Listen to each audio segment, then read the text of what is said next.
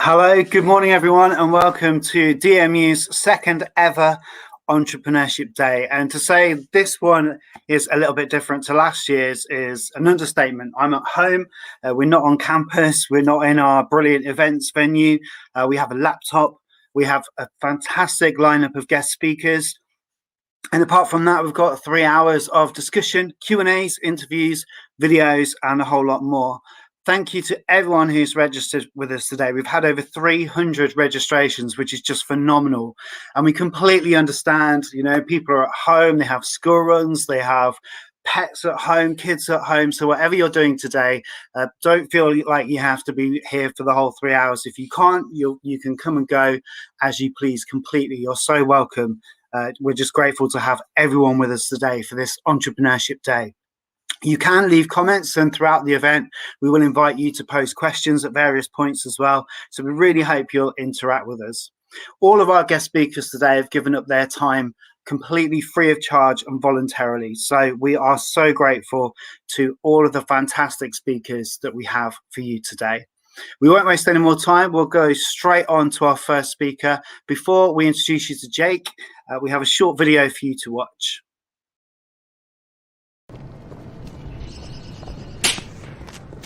When did lunch become so boring? Street food. Now that's not boring. It's vibrant, unique, and delicious.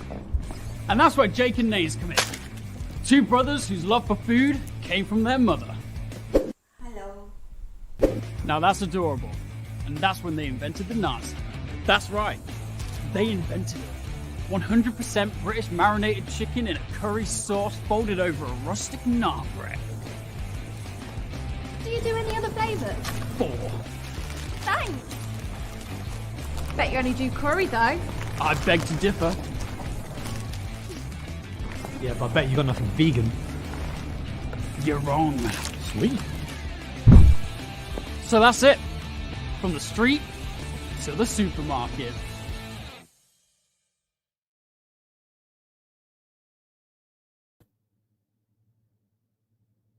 Good morning, everyone. My name's Jake. I'm from Jake and Nains. I'm the MD and the founder of the brand Jake and Nains. I hope you all enjoyed the video. That was our first marketing video that we did for Sainsbury's, all produced in-house. We're a multi-award winning brand selling over 40,000 products each week. We're supplying people like Sainsbury's, Co-op, Nissa, Spar. Over the last year or so, we've gotten into export now. So we're actually in Germany, in Norway, in Spain, in France, in Iceland, in Switzerland, and the business is continuing to grow from there. We're a family-owned business. I started the business, as I said, and then my brother and my wife both joined the business as well. And from ever since then, the business has actually been on a growth curve all the way through. I actually started the business whilst I was working full-time. So don't hold it against me, but I was actually working as an estate agent, but I had a great passion for food. And I knew that was something that I always wanted to do. I was just trying to find that hook that made it work for me. So in the video that you just saw, that was actually my mum in there. She's still asking for royalties from it.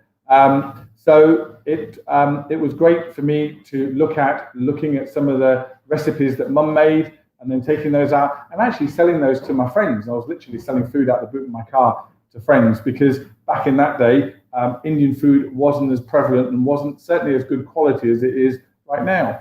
That continued growing. We got to a point where in 2000, I got to a point where running my full-time job, which I was doing at the time, and also running this business was getting to be a bit difficult. And it was almost like riding two thoroughbred racehorses at the same time, straddling both of them. So I got to a point where I had to skip one of them and join the other one. And for me, it was always going to be about working for myself. I think, you know what, when you're in your teens, you understand and you realize that you're never going to work for anybody else other than yourself, because you've got that drive, you've got that ambition, and you want to pursue it all the way through. Now that said, you know, talking about a multi-award, multi-million pound business sounds great now. Looking at that video, it all sounds great. But actually, it's been a really long, tough, hard journey to get to that stage. So let me tell you a bit about that. So we got into the business, into this business in 2000. We opened up the new factory 2001. That was in August. Straight away, we were trading well above where we were expecting to be. We were selling into a lot of London stores. I was selling into caterers, hotels, restaurants, into deli counters like Harrods, Harvey Selfridges, Fortnum Masons, people like that. Then something happened in September of 2001. Those planes hit those twin towers. We watched it on the internet. We never thought for a second the impact it would actually have on our business. And literally overnight, we lost 2/3 of our business. So the orders that we had just literally cancelled overnight. We didn't realize the impact that, you know, something in New York would actually have on the hospitality sector over here. Everywhere, the world was sad. So we lost a lot of business. We had to pivot ever so quickly, try and find new ways of trying to rebuild that business. We were now in a horrible negative situation. So we carried on building. The following year, we restructured, we re-looked at what we were doing, and we took it from a loss-making business to a profitable business. And we carried on doing that to about 2009. And at this point now, we were selling ready meals, we were selling finger foods, pretty much actually anything that anybody wanted, we were selling to them. What we had gotten into now is selling food to major restaurant chains. So I'm sure somewhere along the line, you've eaten something that we've developed out of our kitchens here. We were supplying Wetherspoons, Cafe Rouge, Bella Italia, Ask, Zizi, Center Parks. We were in the airlines, we were in the railways. It was all about development. So the factory was actually a really complicated affair, producing so many different products. It was great because we all ate well every single day, but we were always constantly developing and looking for that next bit of business. There was none of that continuation in there. 2009 was a really, really, really crappy year. It was one of those years that if anything was going to go wrong, it all went wrong at one time. You know, we were in the grip of one of the worst recessions that we'd had. We had, in the space of 10 days, 4 bad debts, which means customers that owed us money suddenly closed up. So that wiped off all of our cash reserves, but we were resilient. You know, we came back from that. That was in February. In March, we won lots of other new business. So whilst our competitors were going that way, we were going that way, which actually is a really tough thing to do. You know, people talk about over trading. I never understood that term. And it is basically that you're growing quicker than you can afford, quicker than you can actually fund the business out there. But, you know, we're a family business. And when you're a family business, and you're a family unit, you all stick together. You all come together really well. And the business itself, you know, now we've got 102 staff, I think it is now, split over 3 different factories here. But the ethos of that family spread right the way through. So the business itself was resilient. It was tough. It was prepared to work through us. So we were beginning to get through 2009. And we had a fire in that year. And we had a major product launch that went horribly wrong. We were wiping off hundreds of thousands of pounds a month worth of stock. And then we got to November, had another bad debt, and that was it. It was just catastrophic, unfortunately. So we then spent 2010, rebuilding the business back again. And it was hard work, but you know what? You learn lessons when you go through crap like 2009. It teaches you that what not to do. You know, you don't want to be in that position ever again. So we changed the way that we worked. We changed the products that we were doing. We changed the kind of customers. We changed our cash management, all sorts of stuff like that. And straight away, 2010, it was profitable. We were growing. 2011, I got into bed with investors. So you hear about venture capitalists, and we took on venture capitalists because then we both had a vested interest to grow the business to a big, successful brand. That nearly killed me. It was a marriage made in hell. We put up with that for about 2 years. They absolutely tore the business apart. They didn't share the same passion that the owners of the business shared, but they actually had a voice at the boardroom table. So they were decimating the business. We were in the background. We were suffering from it, which is where all the stress and tension was coming in. Finally, 2013, we got the business back, and it was such a relief. You know, we were now back in charge of our own destiny. We were captains again. We were driving that business forward straight away. We put the business back into profit. We restructured it. We looked at the business the way that it was. We changed our customer profile. We changed our products, and we grew. Got through to about 2018. Then we launched Jake and Names range of products. So if you can see these, I think they're actually available in DMU as far as I know. We launched those products. We launched them under the Jake and Names brand. We put a marketing budget behind it. You know, now it's a multi-million-pound brand. It's growing fantastically. But you know what? It's through the lessons that we had, through those failures, that actually made us who we are today. And that's how we've continued growing that business. You have to hustle. You have to be light on your feet. And when COVID hit last year, you know, we'd already actually, back in January time, could see, although there was all this speculation about this virus coming over from China, and a lot of people were dismissing it. If I remember correctly, Boris was going around shaking hands in hospitals and things, saying that it's not something that's going to land on our shores over here.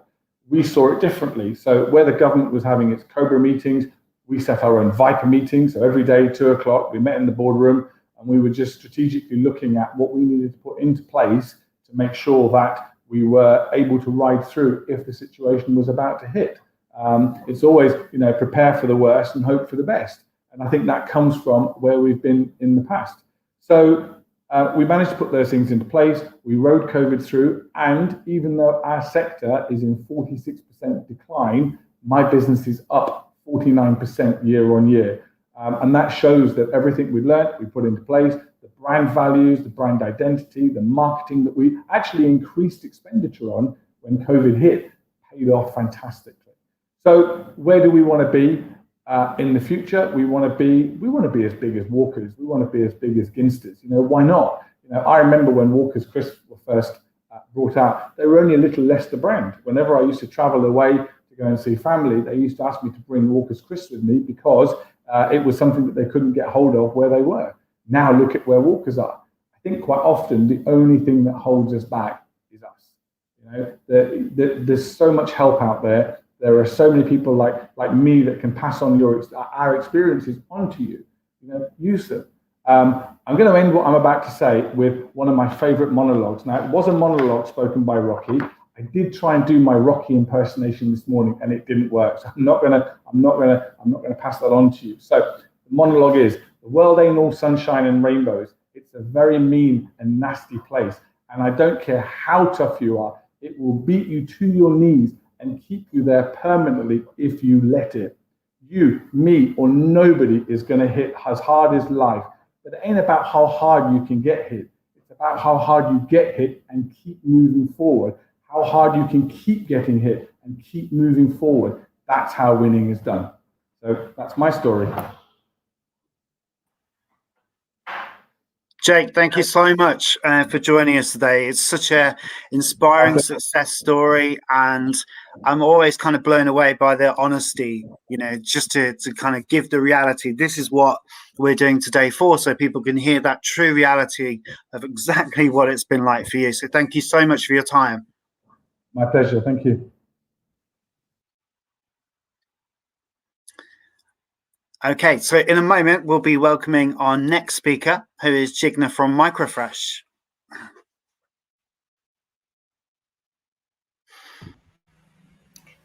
Good morning, everyone. Simon, thank you for the warm welcome. I'm Jigna, as Simon said, the CCO of Microfresh and the CEO of HomeFresh. My journey is a little bit different. Let me talk you through it. So it must have been some time ago now, but I've always had a passion for science. I love doing biology. It just makes sense to me. Taking that on, I started doing biomedical at university. And life, I think, is all about throwing curveballs at you. You don't know what's going to come at you. Second year of university, I was stuck in a car crash. So it was a 6-car pile-up on the M1. Didn't know what was going to happen. They thought I'd cracked my spine. It was a tough, I'd say, 18 months. And I probably made one of the biggest decisions of my life, or I did think at the time anyway, to quit university. Coming out of university, this must have been about 2011, 2012. I'm now stuck in a very unemployable position. Couldn't get a job. I must have had over 50 interviews. And I just didn't know what I was doing wrong. I think I hit the jackpot, I guess, when I had an interview with Microfresh, and I started as a real junior position. So it was a part-time position, a temporary role, literally from October till Christmas. And I thought, I'm going to take this opportunity and I'm going to grab it by both hands and I'm going to make the most of whatever I can.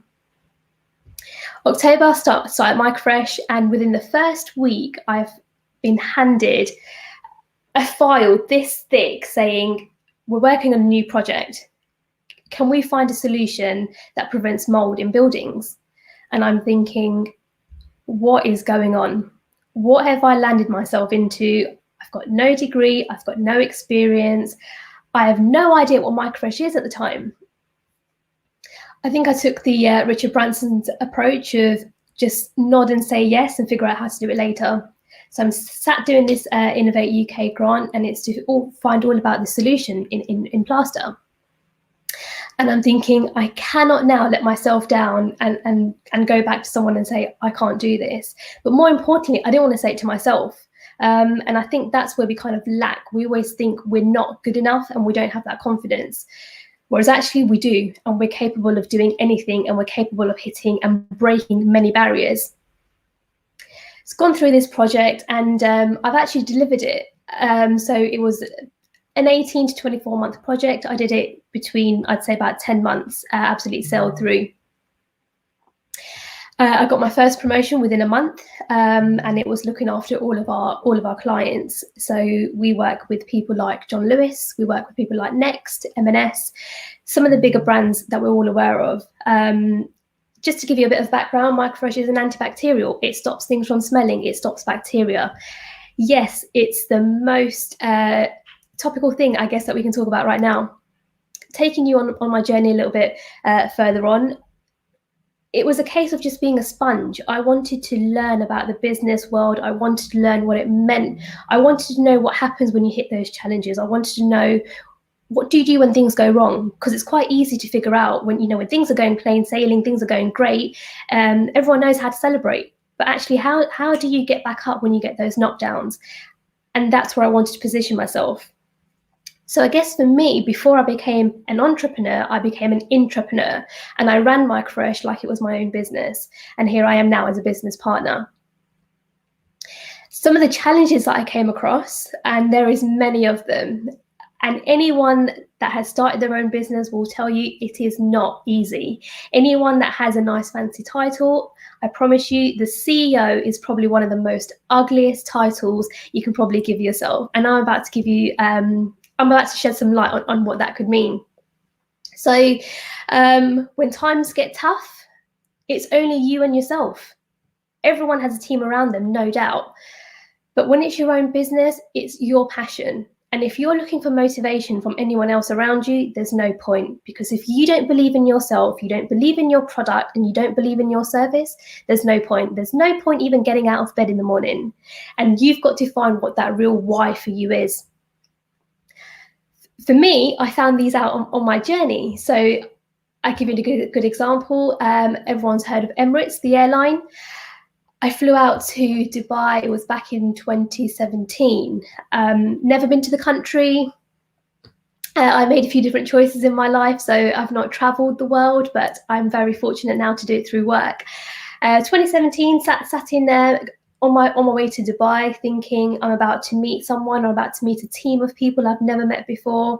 They don't know who I am. They currently don't know my product. I'd had a quick introductory email, and I literally just took a chance and I said, shall we have a face-to-face meeting? Now that took courage, because if you want to make something happen, it's not just a case of doing it over a screen, doing it over a laptop. You have to go in with both feet. There are no reservations. You can't hold back. And it's all about just jumping in, because you just never know what's going to happen. Don't worry about what could happen if it goes wrong, because all you're going to do is learn from it. But actually, if that works out, you could be flying high. And in this case, with Emirates, pun intended, that was the case. I sat around a boardroom. There must have been about 15 men. And yes, it's testosterone driven, but don't let that be a barrier. Don't let that be a challenge. So I'm sat around and I was so conscious. And at that moment, it was very easy. And in all honesty, for a split second, I thought, can I do this? And I literally just thought, now's your time. You know, people always talk about trust the process. That was my time and that was my moment. And I sat there, and before we even got into any of the small talk, any of the nitty gritty, and, you know, how was your flight? How was this? How's UK? I made it very clear, I'm here to do business. So I started speaking about Microfresh. We're an antibacterial brand that stops bacteria. We keep things fresher for longer. That's what the whole relationship is even today based on. And that's what you have to remember, that sometimes when we put those barriers and challenges up for our own self, we're actually limiting ourselves. So where we can be flying high, we're actually just being okay with plodding along and walking along. And that's what we need to change. Again, with some of the other retailers, there's been many stories. I am conscious of the time as well. But let me tell you a little bit about HomeFresh. So when I first started my talk and I said to you that I was handed this project to find a solution to prevent mold on plaster and in paint, it's a funny industry. And at the time I didn't know. But the way that I've worked with Microfresh and even now with HomeFresh and built that brand up, I kind of had a feeling and I'd kind of built all that knowledge up to kind of say, if I started my own business, how would I want it to look like? So with HomeFresh, that opportunity came. I talk about it even now. It's something that I've conceived. It's something that I've now birthed. So it's now been available since last October. And you learn a lot about yourself. I think that's the main thing. And I think being an entrepreneur, it's very, very difficult, absolutely difficult. And when it pays off well. But what they don't tell you about is all the things in between and the challenges. So even with HomeFresh, I can tell you now, you get a lot of labels attached to you. So people will have a look at you and think, okay, you know, it's a very male-dominated industry. And I'm sat there thinking, take a look at my product. You don't need to worry about who I am or who's the face behind the brand. Take a look at it, and if you believe in it and if you like it, then let's talk further.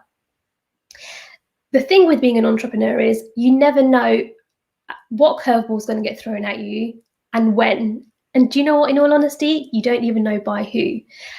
What you have to be prepared for is being nimble, is being quick acting. And to think that, you know, I started HomeFresh during COVID, you know, everyone is thinking businesses are going down, but actually there's no real time to start a business. And it's all about taking that risk. As an entrepreneur, if you're not taking risks, again, there's no point. You are taking a risk every single day, and it's all about finding the opportunities, making the most of the opportunities, and building a good enough team around you to help you take you on that journey. The other thing that I've learned through some of the challenges is it's okay if you don't know everything. You don't need to know. You don't need to know about shipping. You don't need to know about logistics, because I promise you there are a lot of people around you that are probably going to be a lot smarter than you as well, that can actually do that role a lot better than you can. So it's so important to surround yourself by the right people, the right team that also see that vision with you, that are happy to take you on that journey from A to B to C as you grow. Microfresh has been growing 45% year on year. We've got 12 international offices in 9 countries. We're taking HomeFresh on the same journey. We're going global, and it's a fun and exciting journey. But there's been challenges, and don't let anyone tell you different. So the only advice that I can give you is make sure you totally believe in yourself, even on the tough days. Look for the positives. They're always there. Sometimes you just have to look a little bit harder. And be yourself. That was a massive thing for me. Don't try and be anyone else. And at the time when you start your journey, you know, you will look at inspiration, you will look at for support, and that's absolutely fine. As long as you don't think, I want to be the next whoever, you know, even if it is Richard Branson, he's absolutely phenomenal, he's inspirational. But why are you trying to be Richard Branson? Because there's so much more that you can deliver and you can offer to the world with just by being yourself. And sometimes you don't always see that, but I promise you that's your biggest strength. Thank you. Again, we're only 2 speakers in and I'm buzzing here. That was just so inspirational, Jigna. Thank you so much. Thank you, Simon. Thanks. It's been a pleasure. Thank you. What a story. Absolutely fantastic. So we're going to take a quick look at what we've still got to come. And then I'll introduce you to our next speakers. So later today, we're going to be hearing from our colleagues, Denisha Johnson and Mamadou Salah, both from De Montfort University and both very inspirational. Ryan Clark is a fantastic guy. We met him on a DMU Global trip in Barcelona, and he's got an amazing story as well. Jason, Kevin, Will, just fantastic stories all coming up today on our Entrepreneurship Day. Now, our next speaker is a pre-recorded interview that we did earlier this year during one of the lockdowns. I think it was probably the second lockdown. So Jason Bell is a former NFL star. He now presents the NFL show on BBC One. He also did Strictly Come Dancing last year as well. But on top of all of that, Jason is an entrepreneur, and it's not really a side to him many people will know about. So we were so thrilled that Jason was able to give us his time. And here's the interview where Jason talks more about his business work. So I'm happy. Awesome. Congratulations on Strictly. I appreciate it. I do. How was that? Challenging. It was good though. It was really cool. It was an experience that I was able to challenge myself in ways which would not have happened in that condensed amount of time. It would have taken years to figure those things out about myself. Did it take much persuasion from them for you to say yes, or did you say yes straight away? You know, it was weird because it was like a courting process. They wanted to speak with me. And I just went about it like, hey, we're all checking each other out. And after meeting the people the talent bookers and the executive producer, I thought they were just such cool people. There was just no way I was saying no. That's brilliant. And how much of your sort of sporting experience did you bring to it? I brought a ton of it. I understood what kind of learner I was. And I think when you go into something like this, the hardest thing is to understand what works best for you. So I kind of knew the best process for me to, understand the information that they were trying to give me and know how to go out there and execute. It was still difficult, but I think because of, getting prepared for opponents week in and week out, I understood what I needed to do to be ready for that. Yeah. And how competitive were you with it? Did you come in with a real strong mindset and really want to win, or was it just about the experience? It was all about the experience. Truly winning and competing against the other professional dancers never entered my mind. It was a competition against myself. It was when you're out there on the dance floor, it's you and your partner. I mean, who are you really competing against? That's not an opponent. So it was more or less trying to overcome your own fears, anxieties, all those things, the pressure of it. That was a constant battle within myself that I had to continue to stay focused so I could just overcome all of those hurdles. If anyone watching this doesn't know, just tell us a little bit about your NFL background, because that's incredible. I played in NFL for 7-8 years, retired because of injury, but, played for 3 teams: Dallas Cowboys, Houston Texans, New York Giants, played defense, cornerback, and safety, and a lot of special teams, which is whenever the ball is kicked, and just had a great time. I really enjoyed every second that I played. brilliant friends I've met from it for life, and just the opportunities that came on the back of that, I couldn't be more happy for. And I was really interested reading about what you did next. Like, you went to Harvard Business School, is that right? Yeah, so they had a program I went to when I was playing in the NFL. Then I went and got my MBA from the University of Miami. So yeah, I knew I was going into finance when I retired. From the day I got in the NFL, I understood it was going to be a temporary career. You can't play forever. I mean, I retired in my 30s. And that was playing for a significant amount of time. So I knew I was going to do something next, had a passion for finance. So I pursued that. And did that surprise other people? Like, you know, we are, especially your classmates and with the people teaching you, kind of surprised that you'd done that? Some people are. I mean, I think athletes get this rap, man, and I don't know why, and I've never understood it, but that we're just athletes. Like, we don't do anything else, you know? I mean, I remember taking exams on planes coming back from games. I mean, I didn't ever see other regular students having to do that. So we are prepared, and we have skill sets that translate to any other field we want to do. So yeah, I mean, I remember it wasn't a shock, but it was kind of an example of this.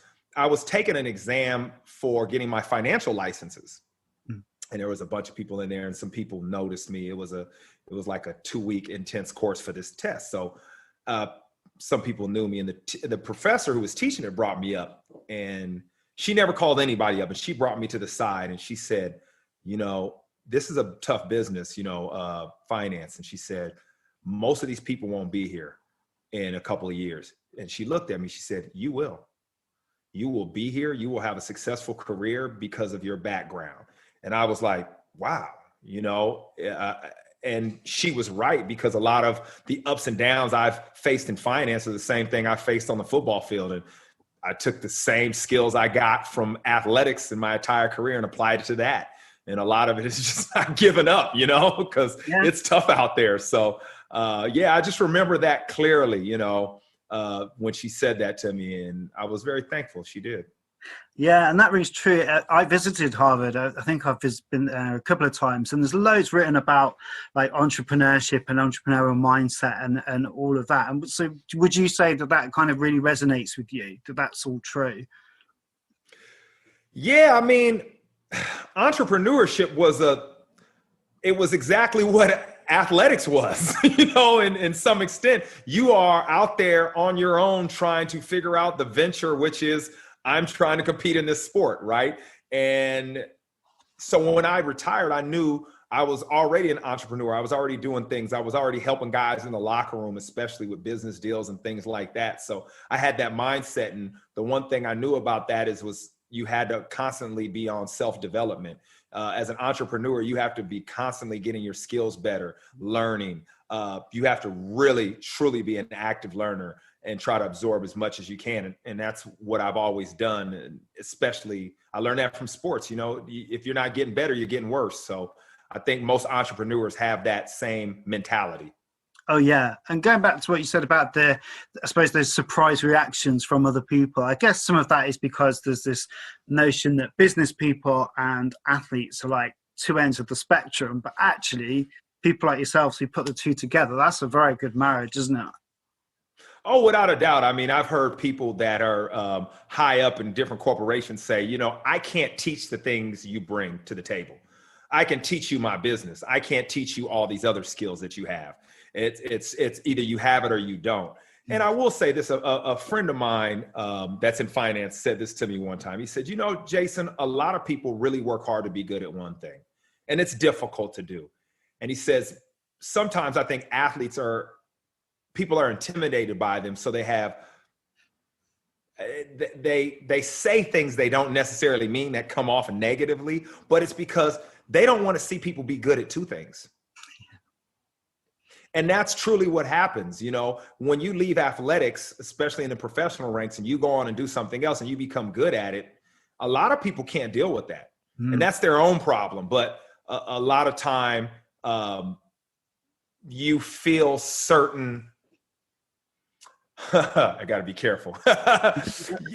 You can feel their insecurities by the way they deal with you. And I felt that a lot in retirement from athletics in the business world, the way people would treat me or say things. And I realized that it was coming from a point of their own insecurity.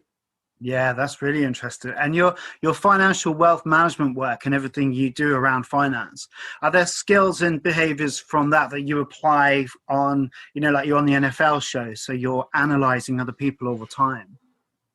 Oh yeah, when I got into finance, now it's a buzzword, right? Behavioral finance. But when I started, it was kind of like, what? It was all about selling people products. But I love the behavioral side of it, because what I knew from being a client was I wanted someone to actually listen and understand me and why I was making the decisions with my money that I was. And that was the same way I approached it. So one thing what helped me in being in television and trying to translate a subject is you have to be able to break things down to its simplest term, but you only can do that by truly understanding it and then understanding your audience. And I truly learned that by sitting one-on-one with people I was working with that I had the privilege to work with and help them with their finance and understand exactly how they thought and what was important to them before I could even talk about money. And, the same thing when I'm on the show, it's like, who am I speaking to in this segment when I'm describing something? I can be talking something very technical and I'm talking to the person who understands that, but yet telling the person who doesn't, explaining it enough for them to catch up. And I'm very cognizant of that every time I open my mouth. Sometimes it doesn't work, but I'm definitely trying. That's brilliant, and you have achieved so much, and even Strictly is a big achievement in itself. That is such an incredible thing. I think a lot of people don't realize the amount of work that goes into that. But you've achieved so much across the board, and there'll be people watching you now and listening to this thinking, "I love this guy. I want a piece of this." Like, what is your advice? Like, if anyone's watching you right now and they're thinking, "Oh yeah, okay, this is cool. I see what this guy said." What should they do first? I mean, it's really simple. And I wish I would have learned this earlier on in my career. I learned this at the end, and I'm glad because I appreciated all the moments I had on the field. And I'm just use the same word, being in the moment. I mean, once I understood what I could control, I really focused on that. And I try to do that every day. Have good days, have bad days. But I can control certain things, and it's my thoughts, my actions, my attitude, my effort. Like, those are things that I truly have control of, and I focus on them in everything I do. I had a really busy day yesterday, and I was worried about something I did, and I truly couldn't sleep at night. And I got up this morning, I said, I gotta, I need to focus in and go to the tools I have to alleviate that, because I'm focused on something I can't control. So, I have my ups and downs, but I get back on the path. I get back on the basics. A great player that he's coaching now in the NFL, his name's Aaron Glenn, and he was a great corner when I played. He played with me in Houston. And he said, when you're playing bad and you're not doing well, you got to go back to the basics. Go back to what you learned when you first played the game. Simple stuff. Take a step here, do this. Things that you haven't focused in on because you're thinking of the bigger picture because you're a pro now. And he said, you have to go back and focus on the basics because you can control that. And I would say to anyone, you understand what you want to do, what you want to achieve. Don't be fearful of other people's opinion. Don't let failure demoralize you, and look at it like you look at it like a learning step, a process of learning, like you learn from failure, and just have your process of things you can control. Because if you're in the moment, it's hard to be upset. Like we're talking right now. I'm listening to you. I'm in the moment. I'm enjoying myself. I don't even know what I'm talking about, but I'm having a good time.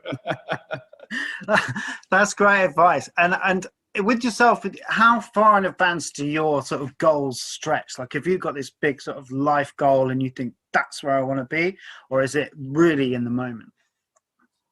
So I need to get better at long-term goals. I do have what I've done recently is I understand what's important to me and who I want to be. And I kind of make decisions based on that. So kind of like my own personal mission statement that could change at any moment. But when I have a problem or I'm faced with a challenge, I say, does this fit? Because I'm worried about being in the moment in the day to day. So I like to have a goal to achieve, but I want to be present. So I'm not so worried about getting to this place that I miss an opportunity. Yeah. And how much do you worry about? Obviously, we're in lockdown, and people, some people really struggle with that, and some people seize the opportunities that perhaps there might be at the moment. How do you deal with that? You sound like someone with a very strong mind.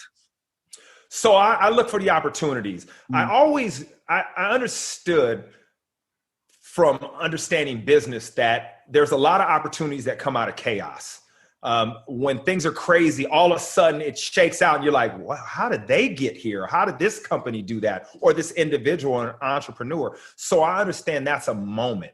That's a moment that I need to understand what's happening, where I fit, and what I can do.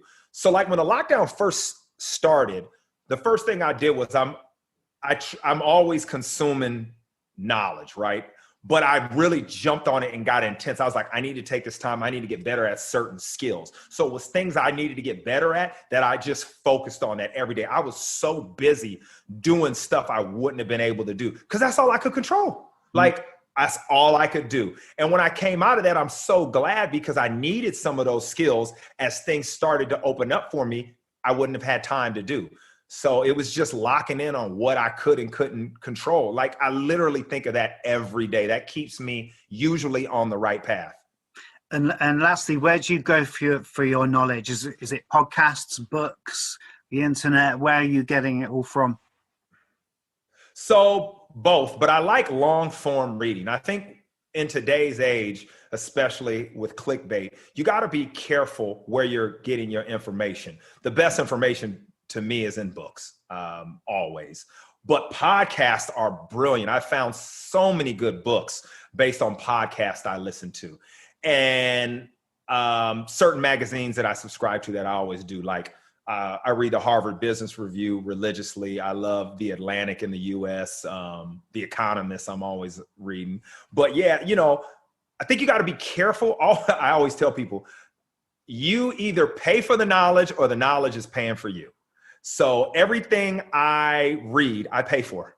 It's not free because I expect substance. So yeah, I'm always, I think read what you're into and what you enjoy, and you will learn about a whole bunch of other stuff that just falls off of that tree. That's excellent advice. I hadn't even really thought of it like that.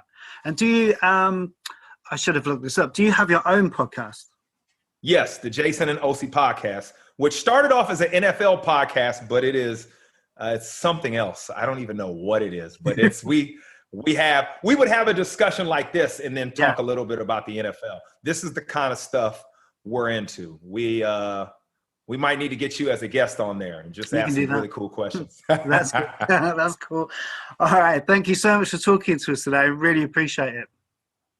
No doubt. It's been fun. I appreciate it also. Thank you. You have a great day. Thanks. You too, man. Jason. All right. Bye. Thanks.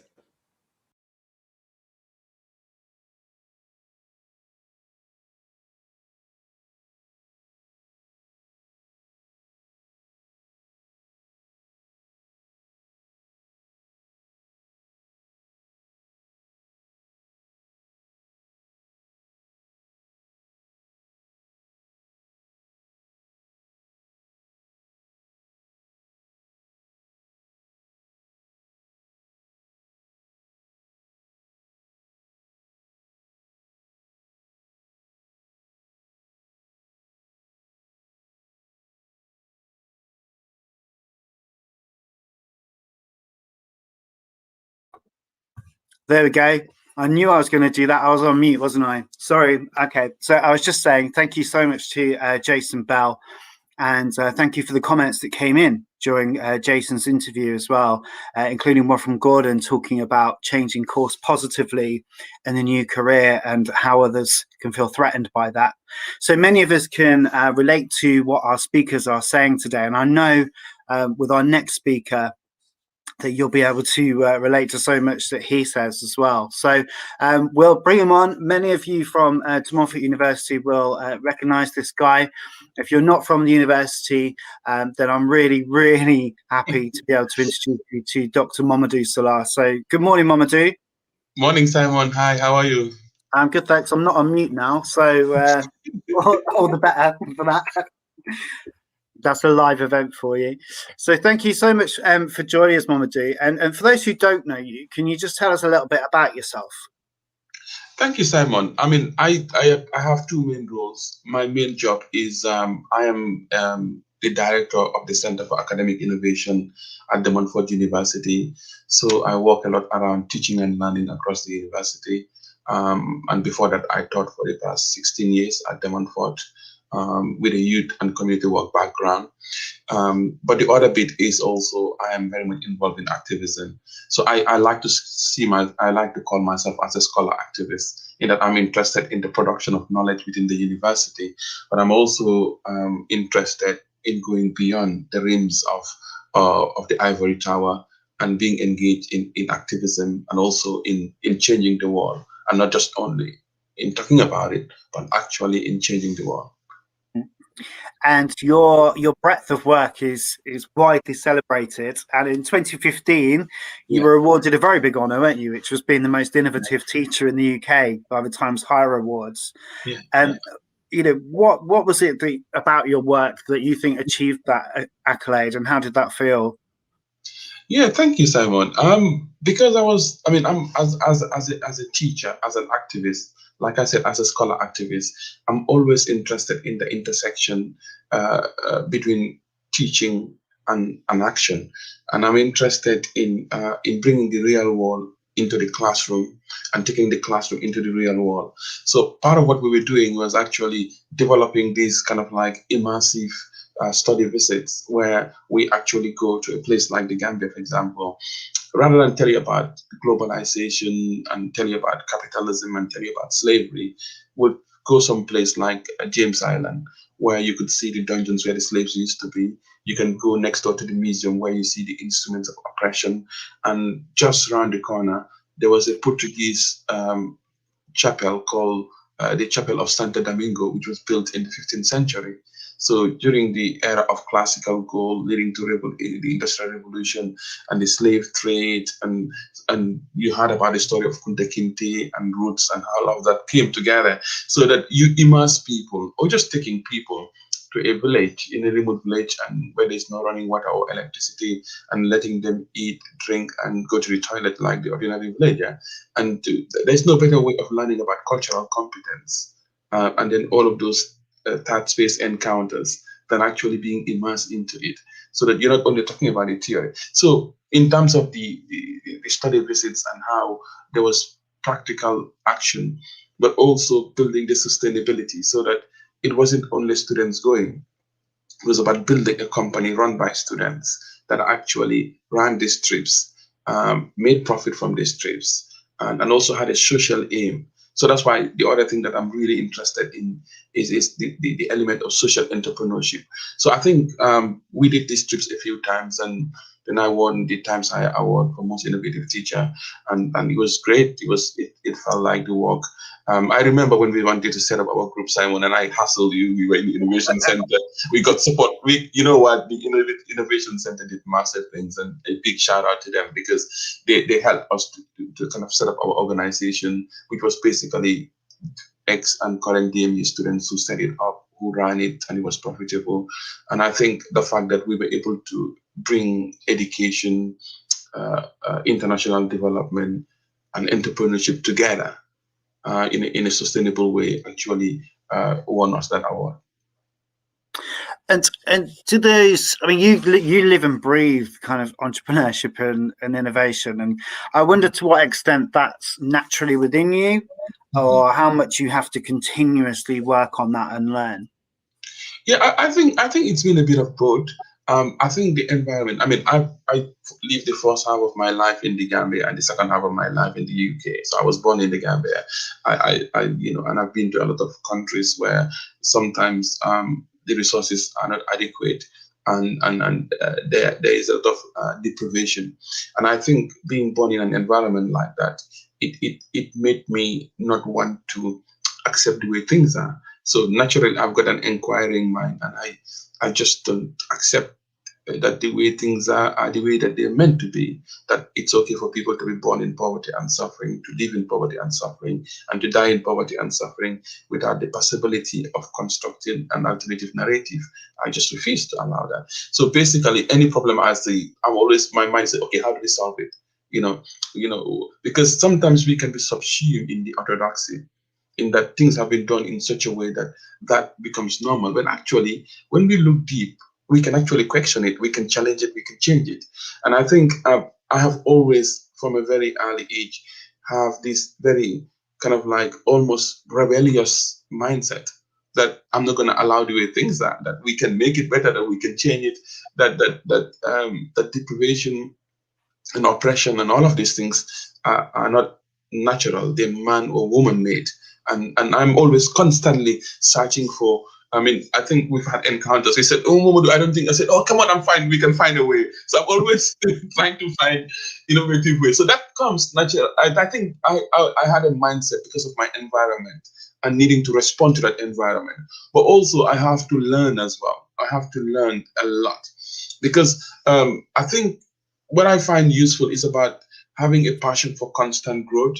Like we set up Global Hands Publishing because we wanted to, because a lot of these stories were very one-sided and were very dismissive of Southern perspective and Southern knowledge. So we wanted to set up to write books that we can actually use in countries in the South and to deconstruct and to challenge the orthodoxy. So I never published a book before, but I had to learn how to publish a book. And I think it took me a couple of weeks, and we were publishing books. And I had to learn a lot about finance. That's not my given. And I had to learn about risk assessment, and I had to learn how to creatively engage. So I think it's a constant process. Some people have a natural curiosity, but it's a constant process of learning and improving as well. Yeah, and I love that sort of spirit of rebelliousness, and I can definitely relate to that myself. I love that in you. It's brilliant. You mentioned the Centre of Academic Innovation at DMU. Can you tell us a little bit about that, please? Yeah, I mean, 2 years ago, I was given the role of setting up a Center for Academic Innovation, and I think the center is all about academic innovation and pedagogic disruption. You know, if you want to break it down to the lowest level, how do we stop students from falling asleep?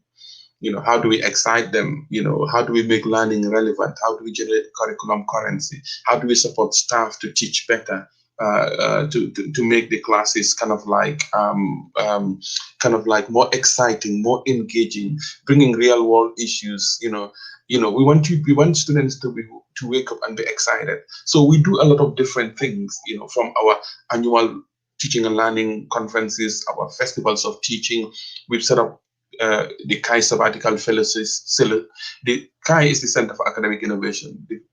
The sabbatical fellowships, where we give people 2 weeks headspace to get into acts of disruption.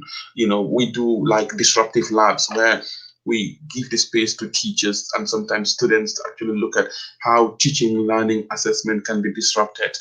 So we do a lot of very, very, diverse. We, for example, set up the Student Action Committee, which is about actually engaging in critically looking at teaching, learning, and assessment across the university and looking at how they can improve it. So, I mean, our work is across the university and beyond the university.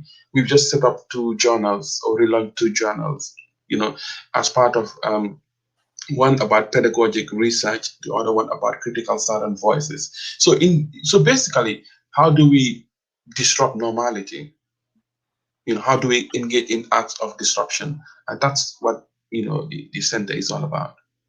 Fantastic. And in these unprecedented times that we're in at the moment, what kind of takeaway, what advice would you give to anyone watching this in terms of, you know, entrepreneurship, being entrepreneurial, starting a business, or anything like that in this sort of current environment?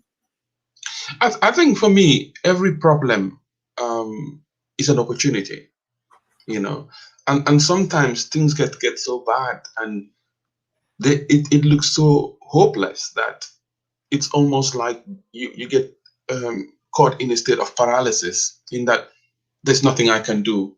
And I think sometimes it's even better to call up and just say, you know, I give up.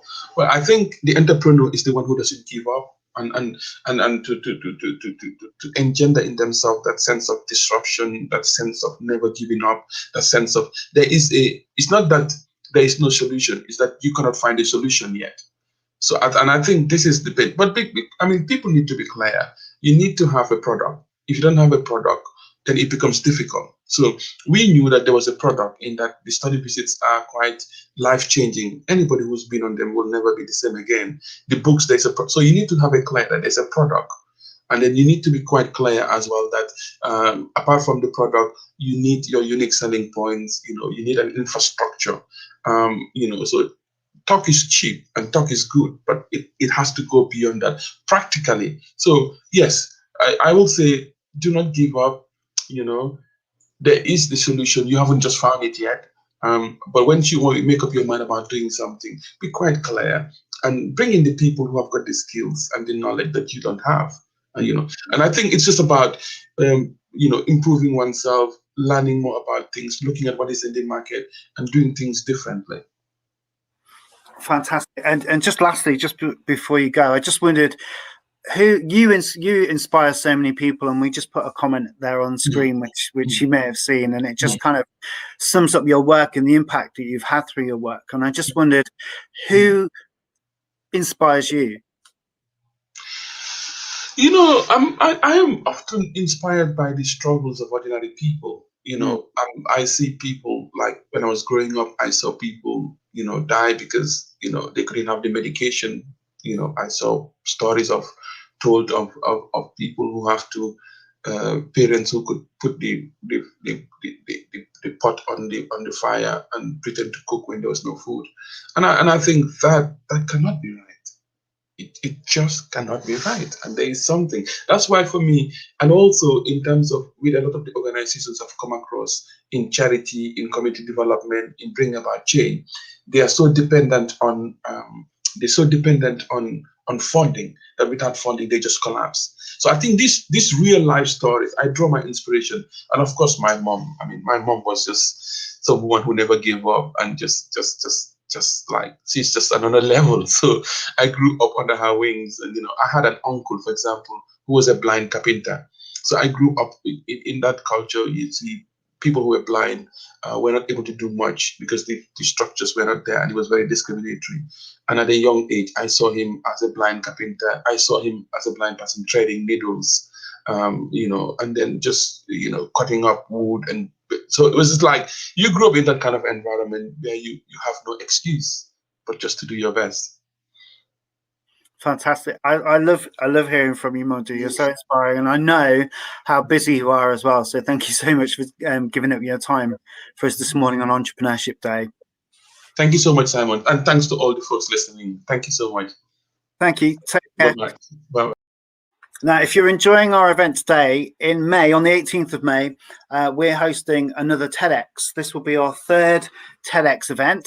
This time, the theme is digital innovation and entrepreneurship. And like this event today, the tickets are completely free of charge, and this is open to anybody. So anyone around the world can come and watch our TEDx live online at 10 a.m. on May the 18th. And we'll put the links on and things like that so you can get your tickets. If you go to that Twitter handle we put up before, twitter.com/DMU Enterprise, click the link and you can get some free TEDx tickets there.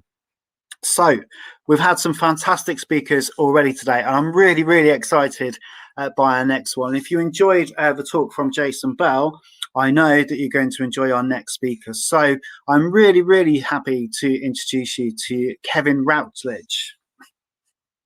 Hi there, Simon. Hi there, Kevin. How are you today? Yeah, great. Thank you very much. Delighted to be with you. Good. Thank you so much for joining us. Great. Thank you. So, morning, everybody. I wanted to chat to you. I'm Kevin Rowledge. I'm chairman of Leicester Riders. I've been involved with the club since 1974, long before many of you would even have been born. The Leicester Riders are a professional team playing in the BBL, the top league for men's club basketball in the UK. We're also in the top league for women's basketball. And I wanted to talk to you very briefly this morning about some of the challenges for COVID that the COVID had put upon us in the last period since March of last year. These challenges are no different to any professional sport in the UK.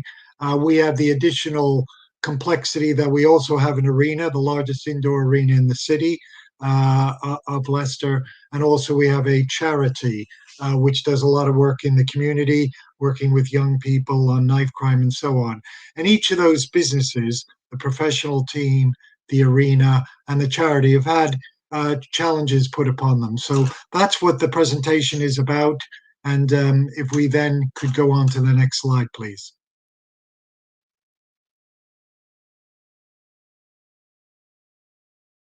Thank you.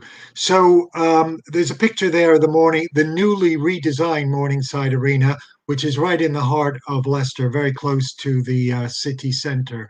And of course, the challenge we were faced, along with the rest of British sport, was in March last year, on March 20th to 2020, we were forced to close the arena. The league was suspended. Our players stopped playing.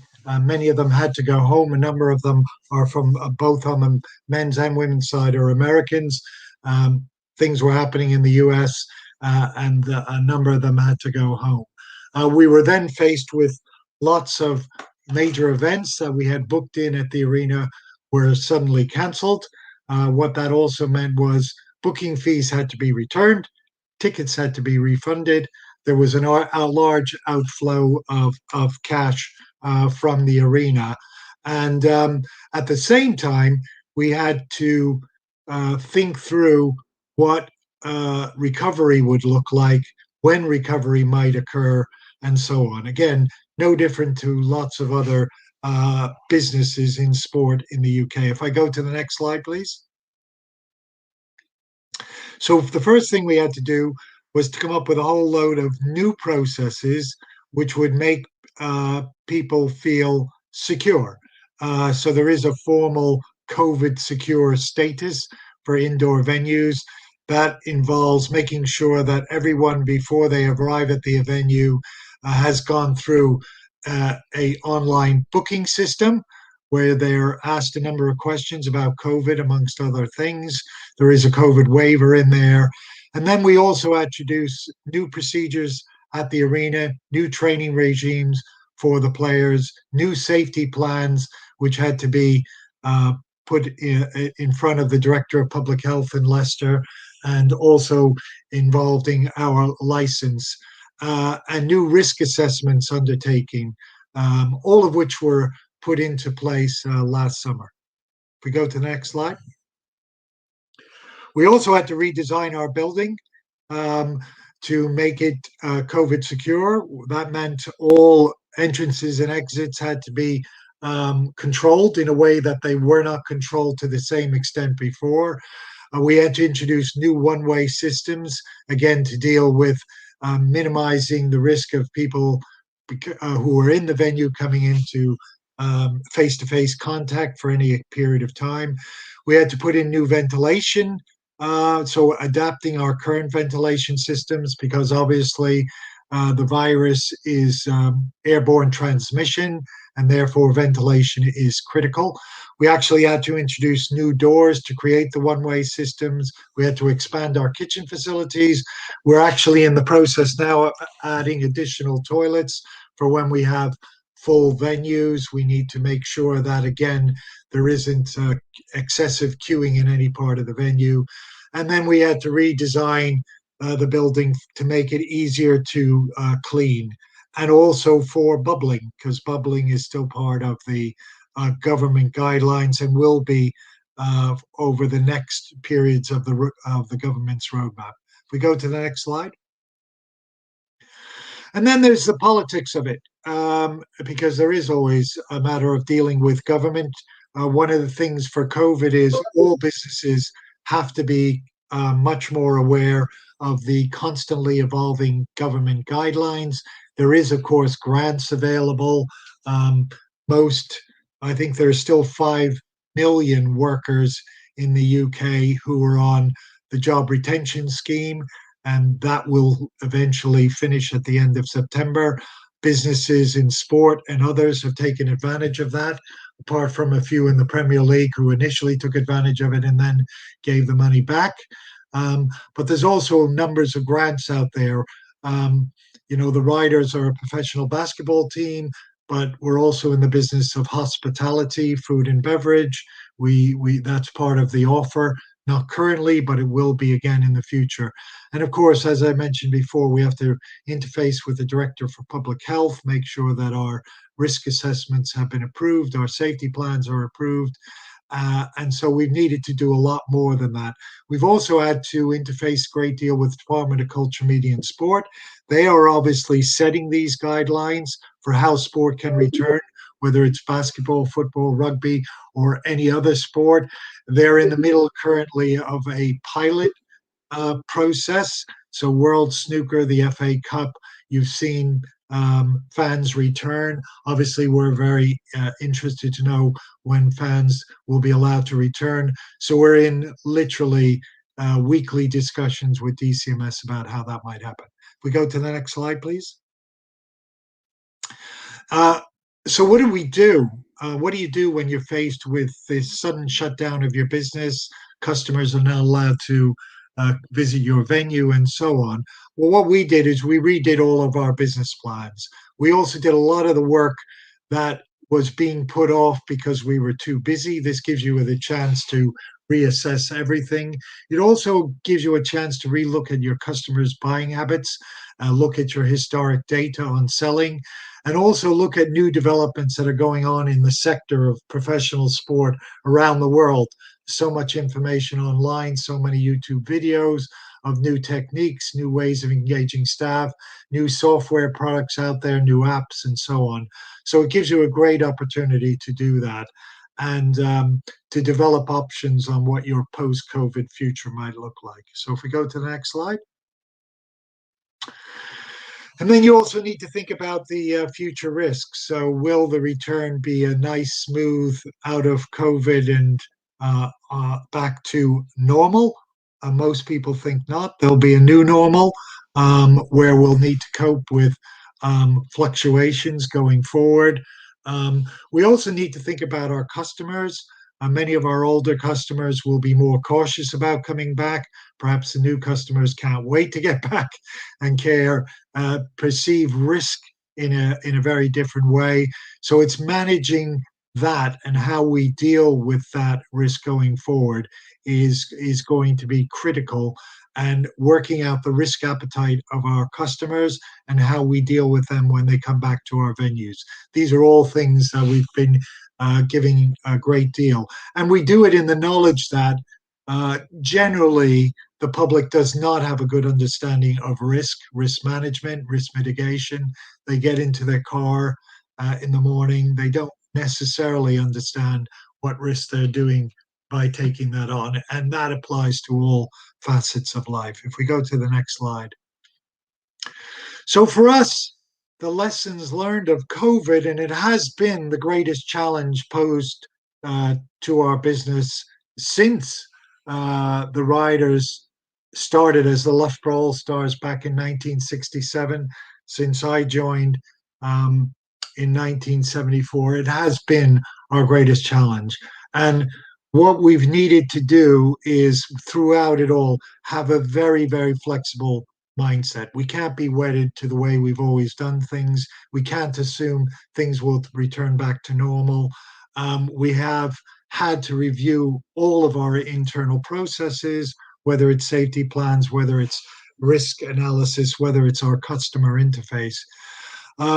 We've had to make quite a lot of changes to the design of the arena. And again, it's all about flexible usage going forward.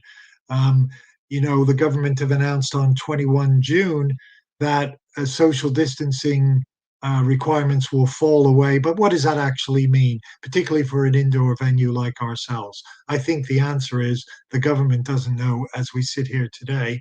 So we've got to be able to cope with whatever that future looks like. And of course, what we've all come to understand as we're doing here today, digital engagement is the key. So improving, developing our digital engagement tools going forward and having that flexibility to engage, whether they're with fans, with sponsors, with partners, and so on, is critical. And that applies not just to the riders as a professional team, but also the venue in terms of the events we hold, and also the charity in the way that it deals with its stakeholders and the public and young people who mainly we engage with. So that's been our lessons learned. It has been a great test, COVID, to our entrepreneurial talents, because the risk has been so great, the impact so dramatic, and the coming out of it has to be very different. So we're hopeful we've been doing the right things. We won't know really until next season how our fans respond. So thank you very much for that. I hope it's been helpful to you. Kevin, it's so helpful. Thank you. And it's just to hear kind of firsthand from someone like yourself in your role about the impacts. And I know, and maybe not everyone knows, but at the arena, you have all kinds of events, don't you? You have business events, you have Easy Life performing later this year. Easy Life, yeah. We sold 2,500 tickets in a couple of days for Easy Life. So there's actually going to be a second show. We had Champions League darts, which is actually the most commercially successful event at the arena today. And this year there'll be an even bigger darts event. We're going to have some major snooker events. We've had championship boxing, but then we've also had John Bishop comedy events and so on. So yes, it's a multi-purpose event, which means when we're dealing with DCMS, it's not just the sports side, it's also the culture side. And what's interesting is government treat culture and sport totally differently. So therefore, you have to get into the heads of the civil servants and the politicians sitting above them and really understand, why would that be? Why would that be? Isn't it enough people coming together to enjoy an event? But that's not how it works in government. So we have to be flexible to that. Fantastic. And do you know now the kind of first date that people can get back into the arena for something? So we've already got young people under 18 playing sport. We've obviously got the riders playing behind closed doors. We're going to have a major wheelchair rugby international event, but again, that's going to be behind closed doors. Notionally, the government roadmap is that events with crowds will be allowed from May 17th, and there are venues around the country putting events on sale. But our inside information is that based on the current pilots, there's going to be a second round of pilots from the 17th of May. So some of those events are going to have to either be adopted as pilots or not be allowed to go ahead. And that's what we're trying to find out. And literally, it's happening daily. The thinking in government is evolving based on, clearly, they're going to get the data back from the FA Cup. They're going to get the data back from the World Snooker. There's been testing before and after. What is the level of transmission that's occurred? Has cases happened? What kinds of data have they collected? I mean, this is a technological challenge because ultimately transmission is about movement of particles between people. We all know about Bluetooth and its capability, the way we can track interactions amongst people. Of course, there's been the controversy about potential vaccine passports and so on. So all of that has to be built into whatever is going to go forward. Thank you so much, Kevin. It's obvious how busy you must be right now. So thank you so much for giving your time today. We really appreciate that. And thank you for giving me the opportunity. And I hope it's been insightful to the budding entrepreneurs out there. Definitely. Thank you. Okay, so Cheers. we're going to take a break now. When we come back, we're going to be hearing from a TV presenter turned entrepreneur. So we'll see you at 11:30.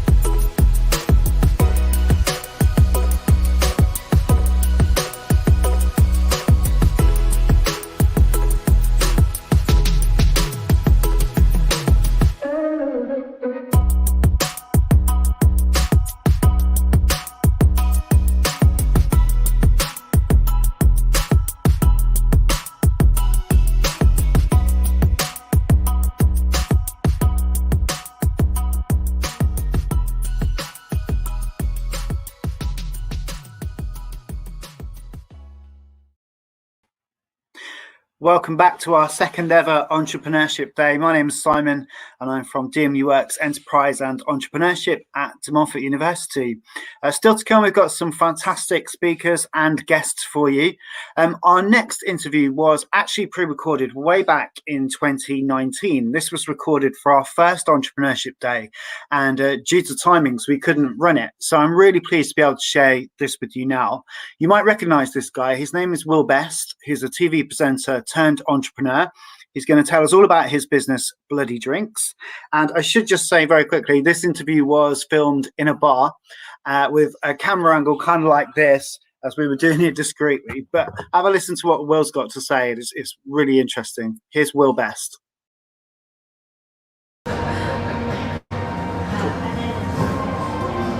Okay. So, Will, you're known for TV presenting. Yeah. Where did the interest in starting a business actually come from? I've always been interested in business as well as more creative stuff. I see the two things as being really linked, especially when it comes to creating a brand that interests you and creating something that you would be proud to kind of claim as your own. So I've always wanted to keep one foot in the kind of entrepreneurial business world as well as doing all the TV stuff. And also, TV is very volatile. There's no guarantees that you're going to be working for years and years and years. So it's always nice to have something going totally separately to that. So yeah, I've always wanted to do business as well as TV. When did you realise you were entrepreneurial? I think I've always liked the idea of being entrepreneurial. I think most people when they're kids, when you start realizing about money and the power of money and stuff, the idea of earning it for yourself is always quite interesting. And I remember me and my sister used to be constantly setting up little car boot stalls and like selling stuff to neighbors all the time. And I always used to try and work out little businesses at school. Like I used to get first dibs on lost property at school, stuff that had been like sitting around for ages and ages, and I would then try and sell that to people at school, often sometimes selling it back to the people who'd lost it in the first place. That is a bit of a racket, but that kind of stuff. But I'd always been looking for little angles and ways to make money. That does not however mean that I was ever any good at it. And as I'm learning with startups, having a startup does not mean you're necessarily going to make loads of money, because I'm yet to do that. Okay, so just to expand on that, what startups have you had, and what's been that experience? Well, I had a tech startup a few years ago that was a music streaming service with a social network element attached to it. That was going well, and then we fell foul of issues with our investors, kind of issues outside of our control that basically meant that we had to down tools. But there were lots of important lessons there. One of the things that I learned from that process though was when you're creating something like a web platform or an app, monetization is very difficult. And for us, the challenge we always had when we were raising money and speaking to investors was how are they going to get a return? What's the monetization model? And so while I was doing that project, I used to just dream of having a business where I made something and then I sold that thing, and somebody just gave me cash for that thing that I'd made. So I was looking around for opportunities that were more in that kind of vein, and that was when me and a friend decided to set up Bloody Drinks, which is our canned, super premium craft Bloody Mary business. So it just shows the can, so you can see what that looks like. Open, I'm having one. So that's Bloody Drinks. That's the first product that we're launching with, the Bloody Classic. So the idea behind Bloody Drinks was to capitalize on the huge growth in canned products, premium canned drinks, and the ready-to-drink cocktail market by bringing something to the UK that hadn't yet been done, that me and my mate I'm doing it with also felt very passionate about. So canned drinks in the UK are now, it's one of the fastest growing sectors in alcoholic beverages, mainly because thanks to craft beer being so popular and looking so cool and having all these amazing designs on the cans, consumers are realizing that actually something being in a can doesn't mean that it's not good quality. In fact, often it's the opposite. Because it's in a can, it means that it is fresh and it's well thought out and it's well designed. They're also more environmentally friendly than bottles. And then the ready-to-drink cocktail market is huge as well. I mean, Marks and Spencer's have been doing it for a while and they're kind of the traditional ones, but there are lots more premium offerings joining the market as well. So that was kind of the landscape that we saw, but nobody had put a Bloody Mary in a can. Mainly because it's really hard to do. It's a very complicated drink and it's very expensive to do because there's allergens, it's a tomato pulp. But we thought if we could be the first to overcome those issues, we'd have a head start and we could do something quite interesting in this space. So after having that initial idea, what were the first things you did to make this a reality? Well, the first thing we did, so some friends of ours have a brewery called Signature Brew, which is doing very well. And the first thing we did was borrow one of their kegs, fill it full of our Bloody Mary mix that me and a mate have been making since uni. We're just big Bloody Mary fans. And run it through their canning line just to see whether it was actually possible to get a pulpy, thick tomato juice with bits of black pepper in it through a canning line. And it worked just. The dial was in the red, like the whole thing was rattling, but it made it through. So that made us think, right, this can be done. So then we set about the fun bit, which was designing the brand, coming up with the tone of voice, the look, the feel. We worked with the branding agency on that. But then also fine-tuning the recipe and creating something that we could take from my friend's kitchen into a can without compromising on the ingredients or the flavour. That was a 14-month process, lots of tweaking, partly because there's quite a lot of booze in a Bloody Mary. So when we were having our recipe development days, after about 6 Bloody Marys, we would find that like the 7th one was always exactly right, and either we'd forget to write down what we'd put in it because we'd had 6 Bloody Marys, or we'd write it down, then try it the next day and be like, that's terrible. We were obviously just pissed. So it was a long process, but the result is good. You mentioned working on the branding. A lot of startups, when they have their idea and they start sort of thrashing out names, look and feel and all of that, they find that really difficult. How hard was that for you?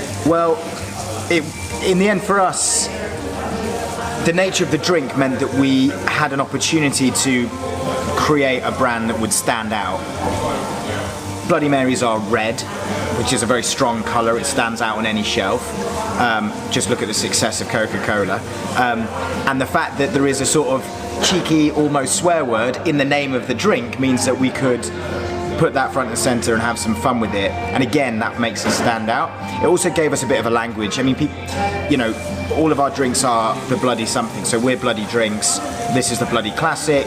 We're launching a Bloody Samurai, a Bloody Jerk with rum and jerk spices, a Bloody Maria, which is with tequila and mezcal. So there's a whole range we can develop out of it. Obviously, we're aware that there are potential limitations.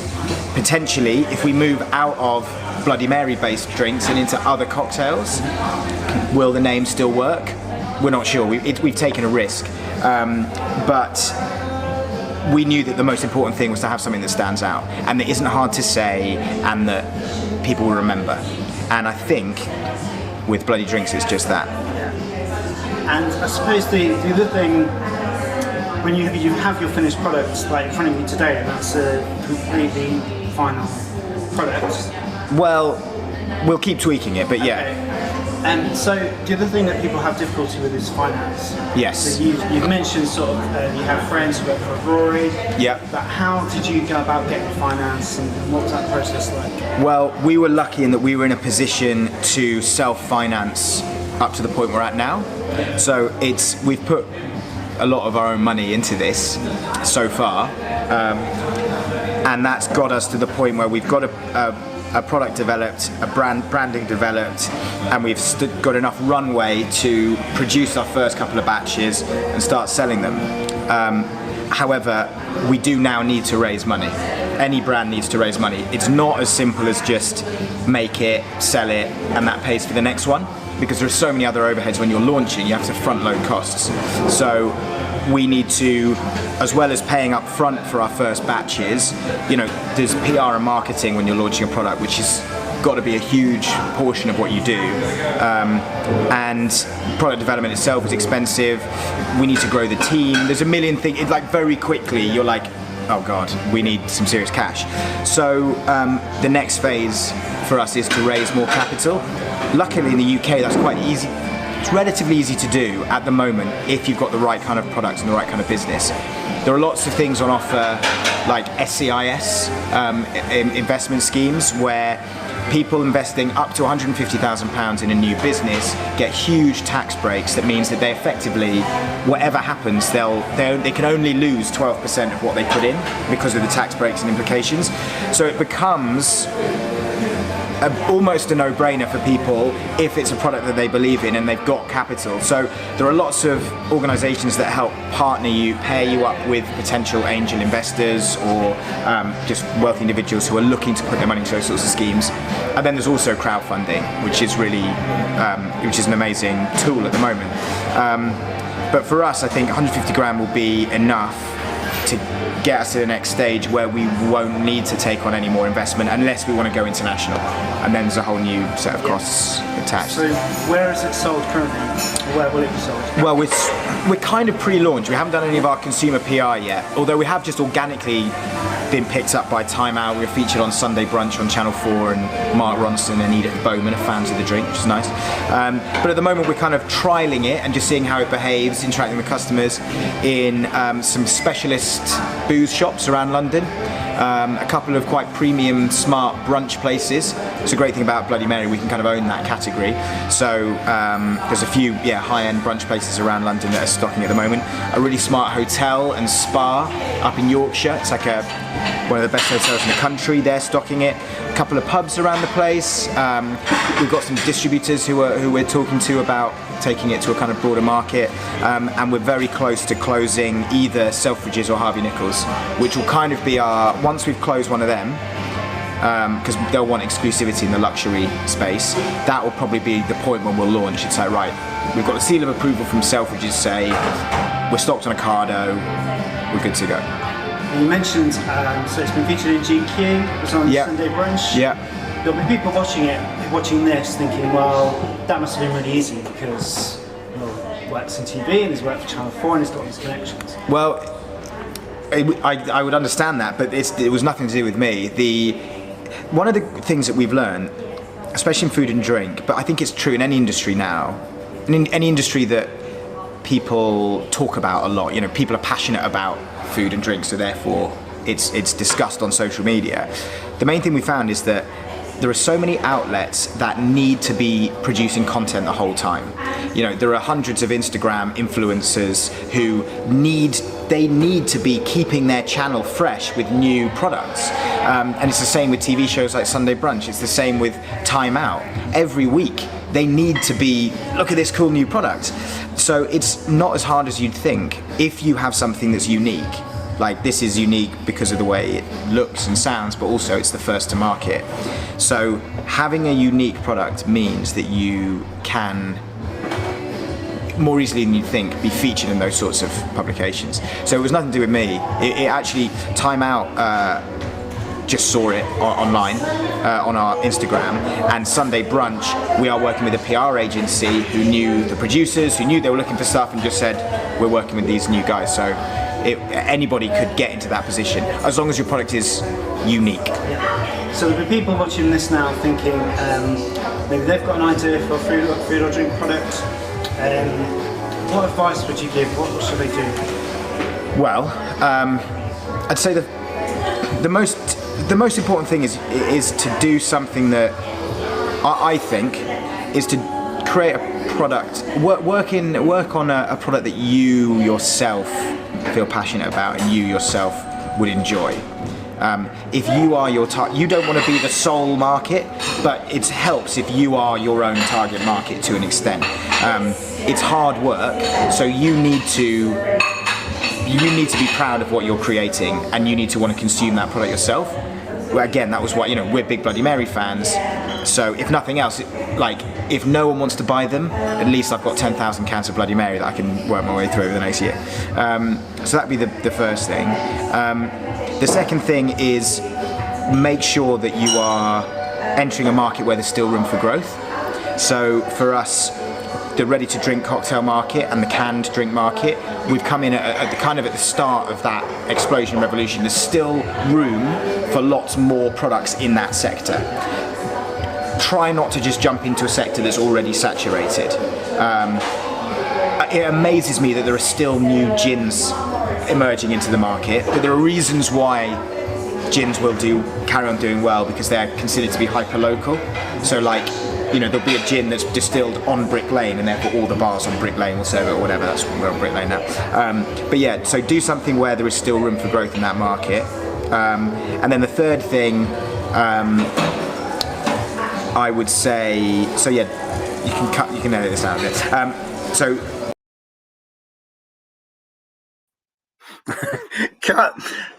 Thank you so much to Will Best, and I can tell you, if you are intrigued, that bloody drinks are definitely available in Sainsbury's, and they're really, really good. Next, I'm really pleased to be able to welcome from De Montfort University another of my colleagues. It's Denisha Johnson. So hello, Denisha. Hello, everyone. Hello, looking good. Thank you for joining us today. Thanks. Thank you for having me. Brilliant. If anyone watching this doesn't know about your work, Denisha, can you just tell us a little bit about yourself? So I have been with De Montfort University. I'm sort of in my fourth-ish year, heading towards 5 years. So I joined back in 2016. I'm now an associate professor. I teach in the in the Department of Management and Entrepreneurship. And I know I say entrepreneurship weird. A little bit American. I research in the Center for Enterprise and Innovation, and I also oversee our accreditation portfolio in the faculty. So and I lead our executive MBA program. So I'm busy a lot of the time. And I've seen you mentioned the lecturing. I've seen you lecture, and you bring so much kind of laughter and enthusiasm and passion, in everything you do. What is it about entrepreneurship that gives you that kind of drive and enjoyment? I think it's a combination of things. I think entrepreneurship in itself is a great topic. So I don't have to do too much work to sell the concept, if that makes sense. So that's helpful. Also, I think there's portrayals of entrepreneurs in society as these special unicorns running around the place, making billions of dollars, colonizing the moon and all that kind of stuff. And it seems quite far away, that kind of story. And it seems almost, it's very special and mythical almost. So for me, what I like with teaching entrepreneurship is unpacking that mystery. The idea that, you can take different perspectives on it. It's the economic perspective, so how people behave. You can then talk about the management perspective. It's the process of going through of coming up with an idea and then taking that idea to market. It's a cognitive or psychological perspective in the sense of how you think, how you assimilate information, how you make decisions, or sociological. It's perspective. You may have been raised in a family of entrepreneurs, or, so for me, I like using those different perspectives to unpack that mystery of how they got to that point. And I think in doing that, it kind of makes it seem less daunting, more possible, it's inspiring in that way. So that's what I tend to like about it. Yeah. And like you, I mean, I meet people, whether it's students or anyone else, and you get people who saying, I'm not an entrepreneur, or I've got a business, but I'm not an entrepreneur. I don't have entrepreneurial skills. You know, people are kind of reluctant around that word. And do you think it's something that can definitely be taught, or do you have to have it in you anyway?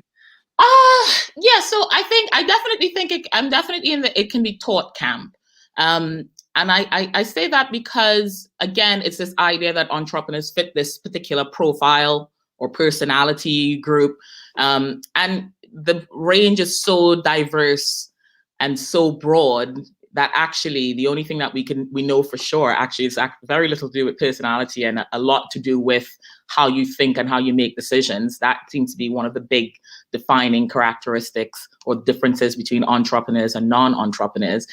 Can you teach someone to think differently? Yeah. Can you teach people to behave differently? Yeah. So I think it's a case of expanding your knowledge base and what you know, and again, what you think is possible. And I think that's how you can start to teach something like entrepreneurship. Yeah. And in that teaching, I mean, it's not all in the classroom, and definitely at DMU it isn't. And I know, like me, you've been very lucky, and you've gone on global trips and taken students overseas. What's been the most inspiring thing that you think you've shown students? Yeah. So I'll say this. One thing I'll say about entrepreneurship and sort of segue into that is it also covers so many different types of ranges. Most people think of the high growth making billions. But the idea of growing areas such as social entrepreneurship or a business with a social mission or sustainability, and the idea that people could come together about trying to solve a particular social problem, for me is really interesting. And I think that's a really interesting part of entrepreneurship. And so one of the DMU global trips I designed was for my home country of Trinidad and Tobago. So I'm from Trinidad, it's 2 islands. I'm from the bigger island, Trinidad. And we're the second largest nesting ground for leatherback turtles in the world.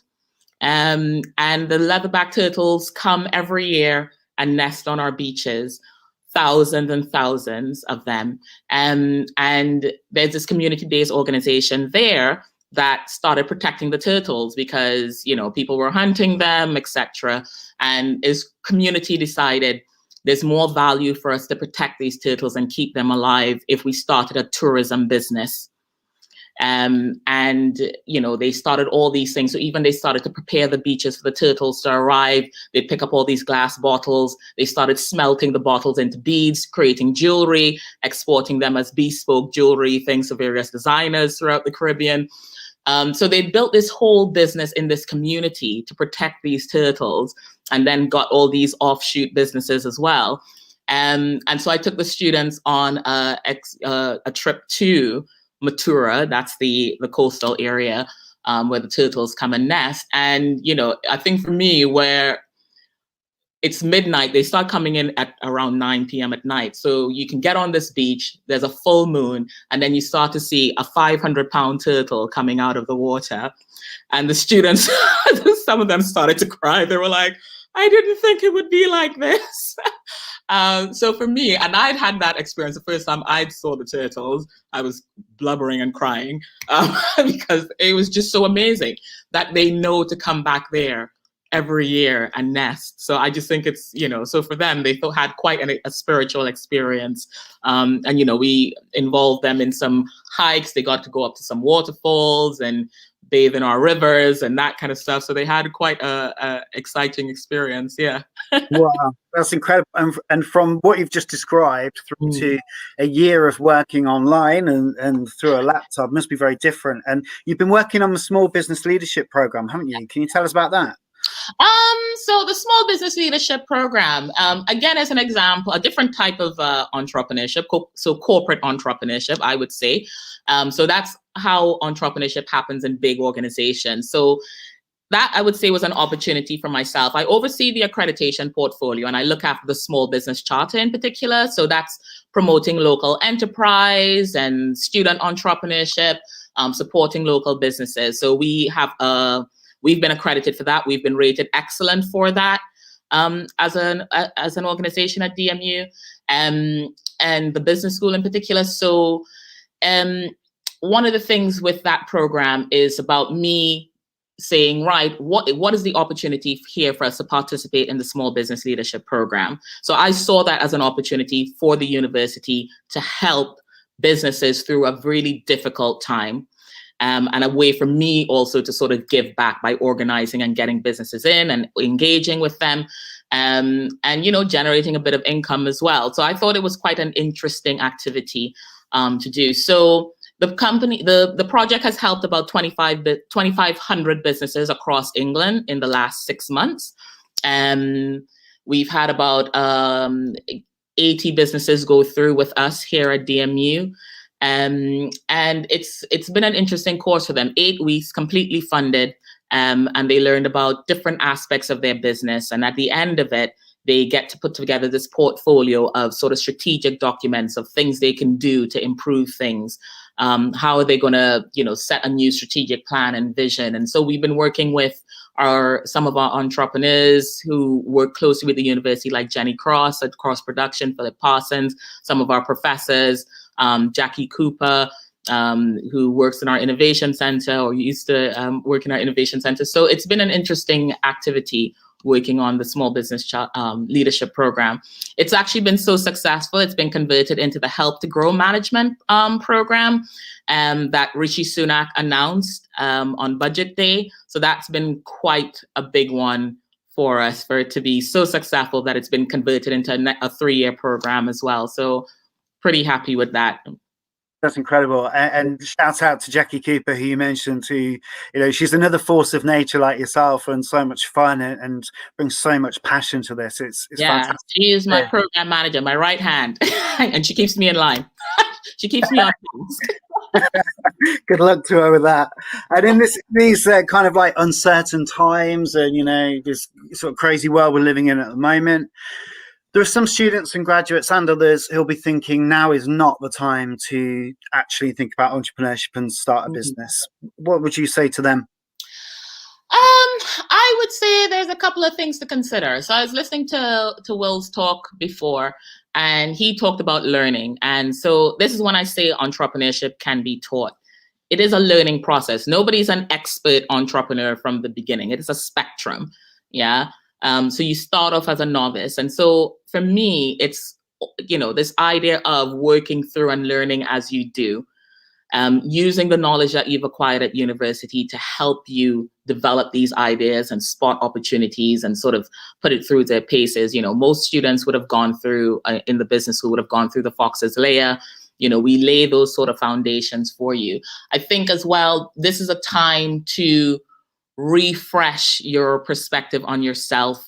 The world slowed down a little bit. It's starting to open back up, but I think it's a great opportunity. And that's what also I was telling the businesses.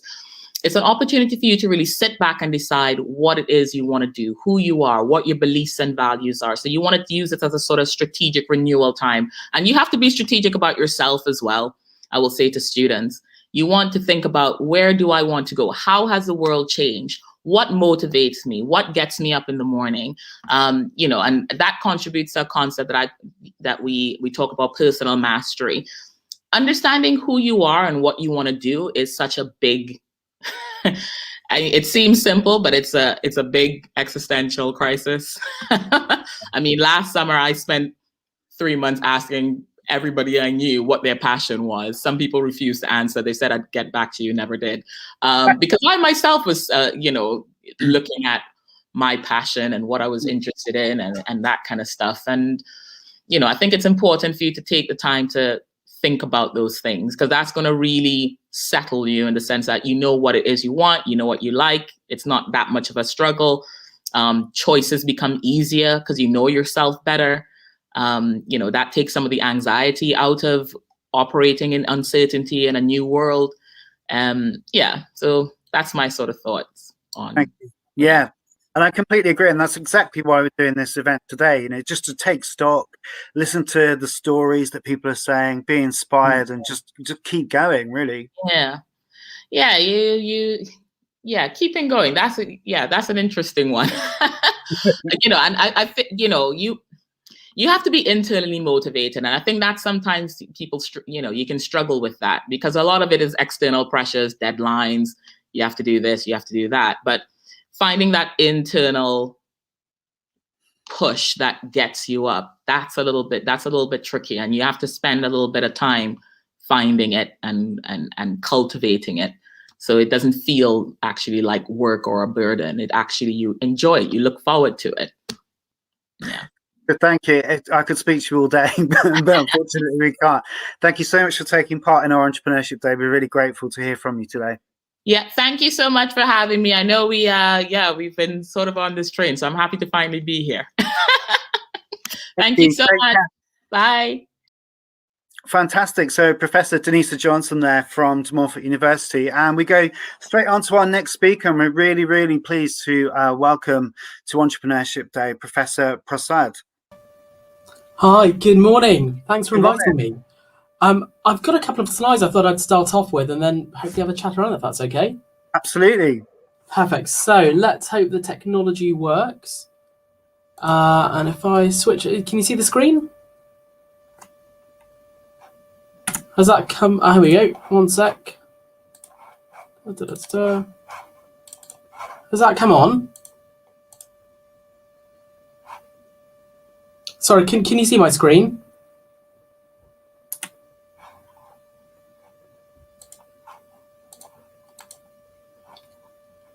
Hi, can you see my screen? Perfect. I think I can see myself now. Wonderful.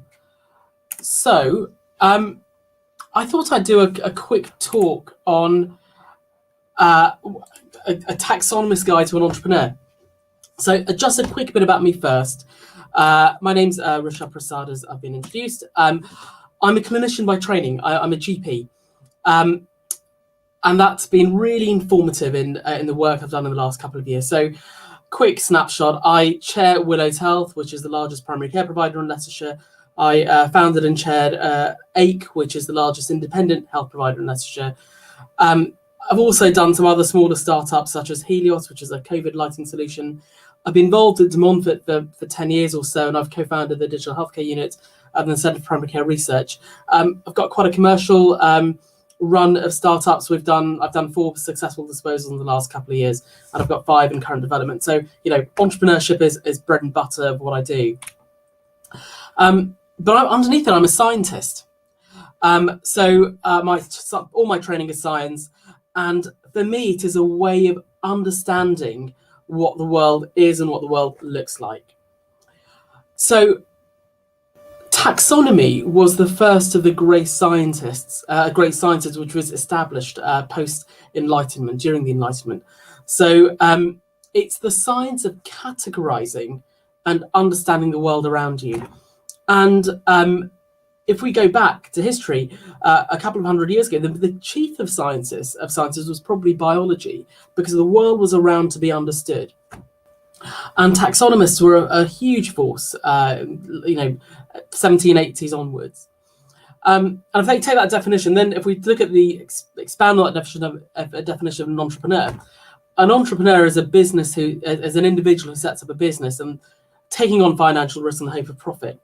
And I'm just wondering whether we can use that example of a taxonomist to best understand the different types of entrepreneurs we have. Building on some of the work we've had earlier today. This is John Smith. He was one of the first taxonomists in the world. He set up the Linnaean Society in London, which is out of Burlington House. It's an amazing big old pile in next to Piccadilly. So, it's a really important part of our world. And if he were to take entrepreneurs, he would say there are 4 types, and this is building on work from Northeastern University. There are 4 types of entrepreneurs.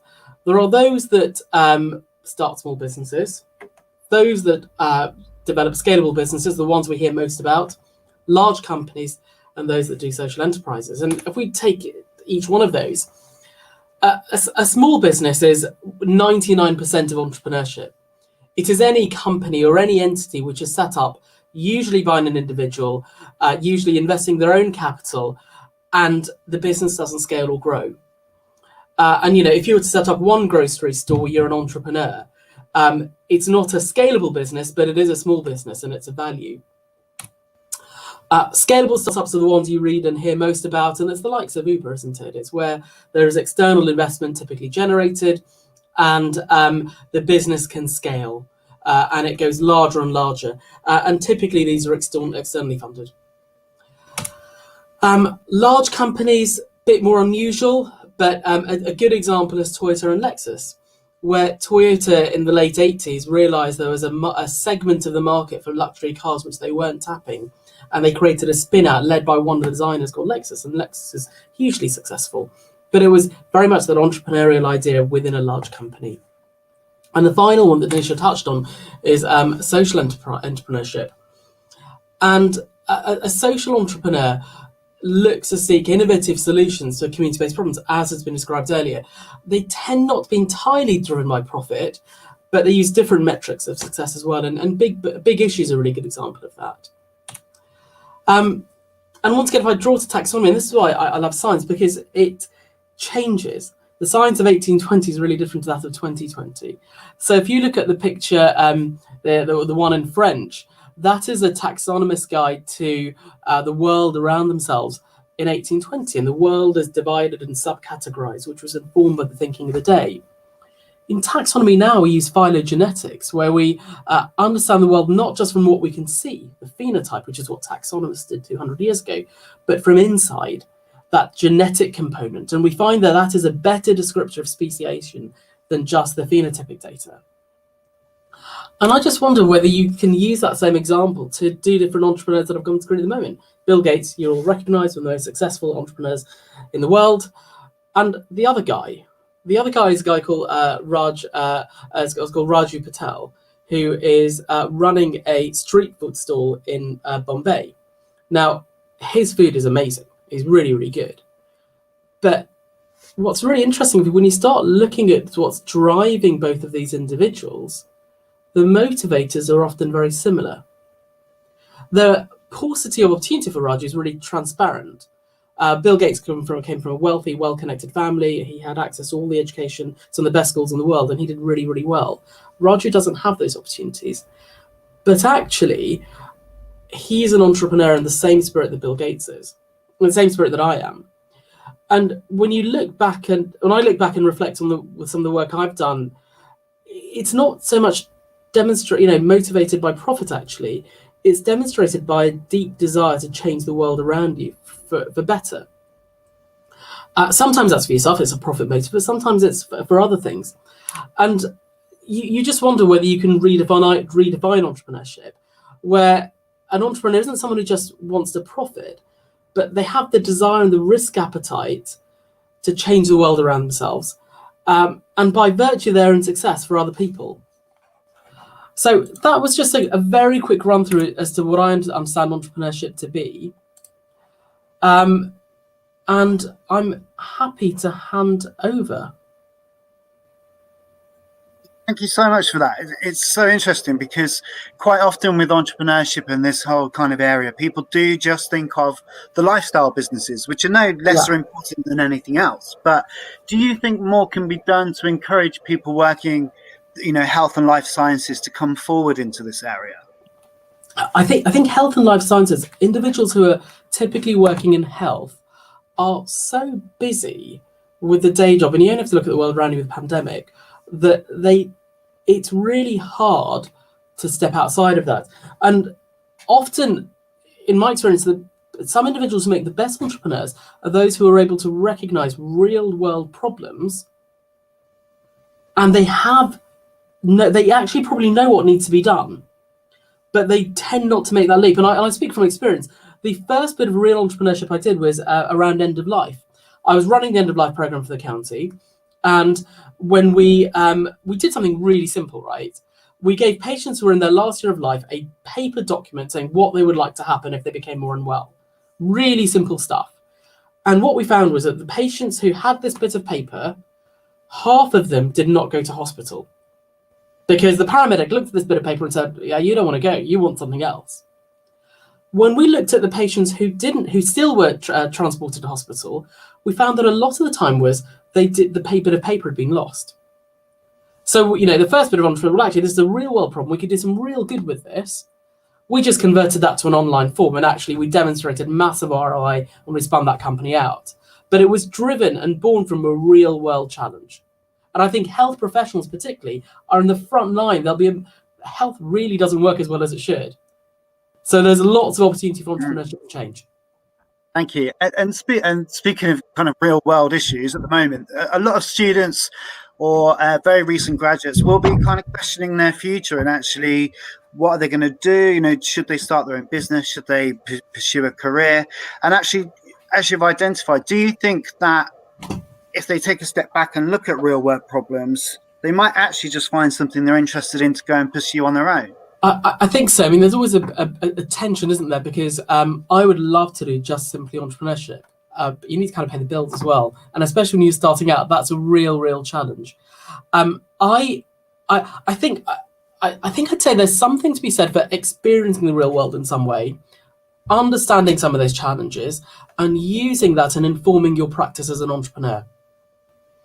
I think just saying I'm going to be an entrepreneur, I think is actually quite hard because you don't have that tangible understanding of some of the opportunities that there are. And actually, COVID has thrown up a huge challenge, a huge opportunity as well.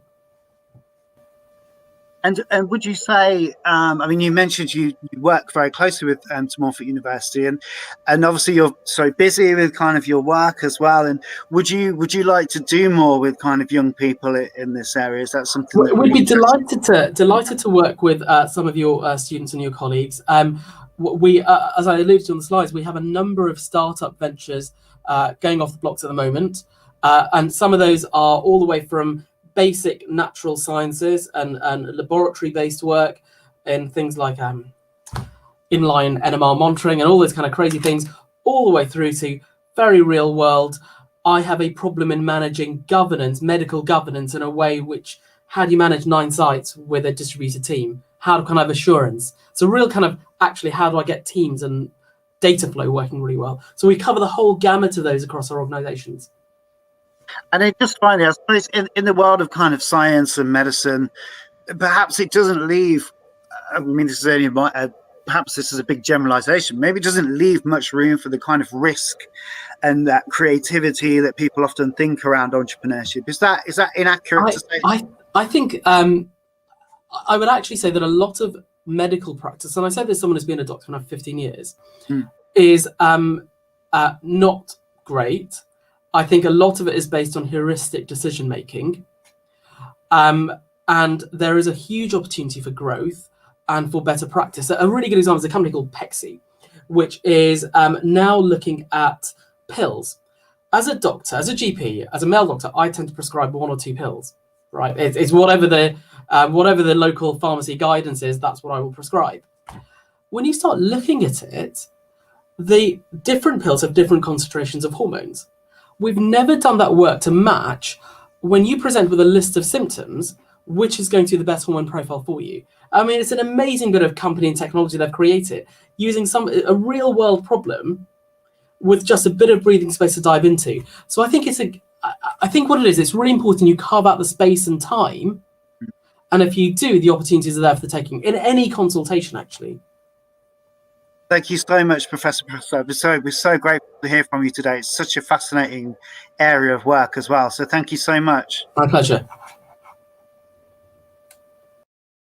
Okay, so this is our second entrepreneurship day from De Montfort University. And we've heard from some incredible speakers so far, and kind of so diverse as well. And really, the whole message behind today's event and why we wanted to do it was just for people to kind of stop and reflect, as we said, and think, you know, what could I do that's a bit more entrepreneurial? You know, could I take more risks? Is there room in my job to be creative? You know, it's not all about starting a business. You might work for somebody else, but where is that room for creativity? Where is the room for risk? You know, what are the challenges we're all facing at the moment? How can we overcome them? There's so much to kind of entrepreneurship and so much that goes on. So if you're a DMU student, graduate or staff, you can access the DMU Works Enterprise team. We're always here. We're always doing events like this, various programs, competitions, one-to-ones. So you can just come and talk this stuff through with us, you know, and we'll talk to you. We'll help formulate ideas. We'll help you grow business ideas.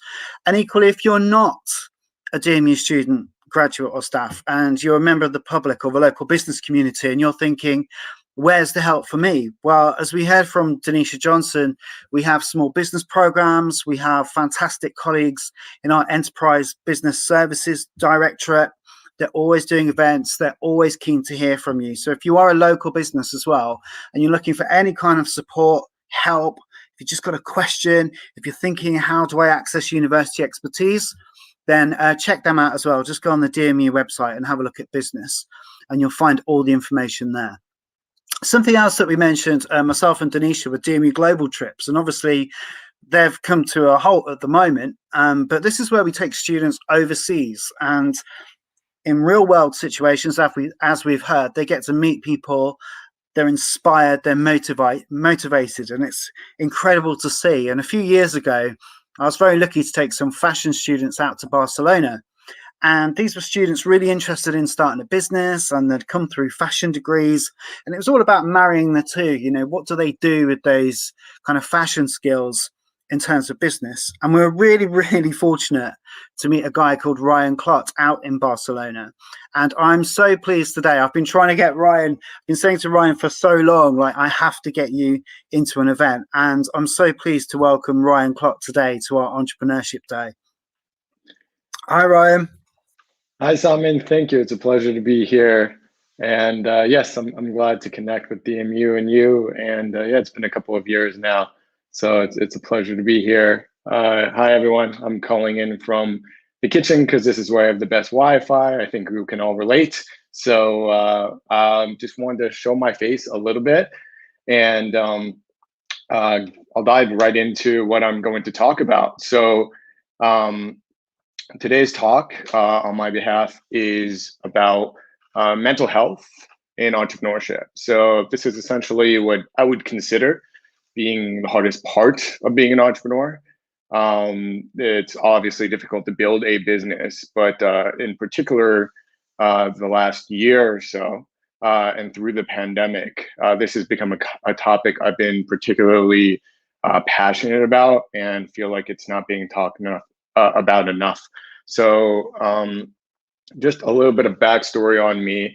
Yes, I met Simon in Barcelona. I'm an American who was in New York for 10 years, Barcelona for 4 years, Norway for a bit, currently in Germany.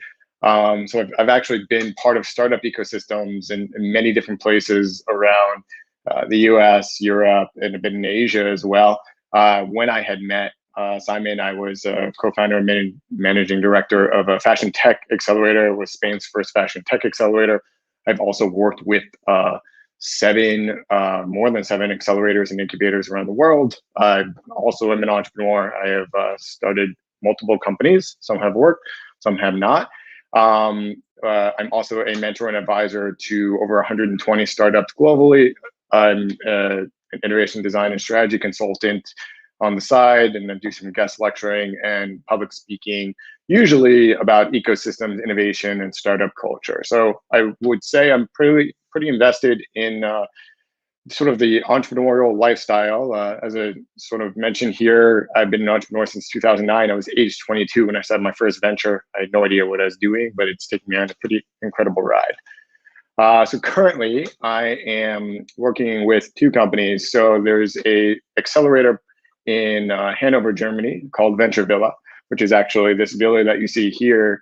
And they offer a 100-day accelerator and a co-working space and other kinds of programming for startups, particularly in the Hanover region, but remotely in Germany these days.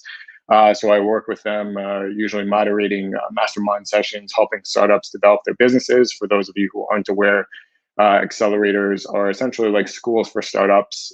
They challenge you usually within a period of 3 months to build your business of what you would normally do in a matter of maybe 2 years. So I work with them here. And I also just recently got involved with another startup, actually based out of the UK, outside of London, which is called Focalist, which is a platform for project collaboration. So it's essentially a network platform community for people with their projects. It could be a hobby, it could be a startup, it could be sort of an artistic endeavor, it could be an event, and it helps you connect with the people and find the resources to reach some success with your projects, which has been a lot of fun working with them thus far. So I want to be really transparent with you guys. The real reason I have been talking about mental health is because I am currently recovering from something called generalized anxiety disorder. I'm the crazy guy who decided to start a startup, a new venture, as the pandemic was happening, and didn't realize that under such conditions, I was not really taking care of myself properly. And I got to the point where my body was just starting to shut down. And I, being in New York for 10 years and as an American, part of sort of the hustle culture, it's just, you just go, go, go. And unfortunately, that's not particularly sustainable. So if you're not taking care of your mind, body, and spirit, then it's not really going to help you with your goals and your progress in your business. So right now, I'm sort of been recovering, honestly, the last year from this. It's sort of a lifelong thing I'll be living with. And the real reason I've sort of gotten it is not because I've chosen to be an entrepreneur, but it was mostly because of my habits and lifestyle choices, which were sometimes a byproduct of being an entrepreneur. And it's a very physical symptom. It's essentially I lose control of my body at times. It will just sort of react, and I just have to let it just do its thing. Which obviously can't really build a startup when you're in this kind of state. So I really want to be transparent about this with you all. And I honestly fall into the statistics. So it's stated that entrepreneurs are 50% more likely to report having a mental health condition, twice as likely to suffer from depression, 6 times more likely to suffer from ADHD, 3 times more likely from substance abuse, 10 times more likely to suffer from bipolar disorder, 2 times more likely to have psychiatric hospitalization, and 2 times more likely to have suicidal thoughts. So it's pretty bleak, unfortunately, but it's something to simply be aware of. And it's not just about you. It also can affect those that are close to you. So 72% of entrepreneurs are directly or indirectly affected by mental health issues, as compared to 48% of non-entrepreneurs. In many cases, it's your extended family or your loved ones who are also sort of, kind of being influenced by your decisions with entrepreneurship and placing pressure and stress on their lives. So 23% of entrepreneurs have family members who face these issues, compared to 16% of those who do not embark on entrepreneurship. So I'm not trying to be super bleak here, but I just want to bring this to people's attention, because I feel like it can be very often glamorized about what it's like to be an entrepreneur. And it's just a matter of taking a moment to be mindful. And I think there are sort of aspects of the entrepreneur community that contribute to this. So it can be everything from sort of the self-selection of why many entrepreneurs choose to do something, because they, there is a little bit of self-selection in order to starting this, sort of be a certain personality type. But there's a lot of things like the fact that like founders eat last. So they're always taking care of everybody else instead of themselves, or there's sort of this expectation that they need to be a rock, or that, it can be alienating to do a startup. Or one thing I see quite common is that entrepreneurs are always sort of moving the goalposts, so to speak. They're never really celebrating their wins. They're just looking to the next challenge. There's a lot of reasons why entrepreneurs may face this issue. So what can be done about it? I think there's 5 major things that can be done, but it's all around prioritizing healthy habits. So one of which is to destigmatize talking about mental health, destigmatize sort of this perception of what you need to be as an entrepreneur. Another is to provide resources that can be for your own self, sort of getting access to the tools and the resources you need to sort of manage your life, but also to provide it to others through community. And that kind of goes to the third point, to connect to yourself, connect to your loved ones, connect to a group of like-minded individuals, connect to your family. your friends, but have a good network for you, a support group for you, and never stop connecting with people, because there's a lot of science that backs it up of the well-being for it. Another thing is to set priorities and not tasks. So it's not really about like what's on the to-do list, but really like taking care of yourself. What are priorities in your life? You know, you should, in my opinion, there should always be time for family. There should always be time for your health and wellness. There should always be time to eat properly and get enough sleep. You know, maybe not every single day, but in general, you can prioritize these things. If you prioritize it, you're more likely to accomplish it and ultimately have more success. And that kind of goes to this last point, to not forget the mind-body connection. So ultimately, kind of goes to this point. The goal is to achieve balance, in my opinion, which really the mind, the body, and the soul are all connected. If you really want to succeed in being really smart and really sharp, then you need to take care of your body. You need to take care of your emotional well-being. So they all sort of play off one another. And I'll mention this one statement that was told to me when I wasn't even realizing I was going down the wrong path, by another friend of mine who works a lot with entrepreneurship. And she simply said, be kind to yourself.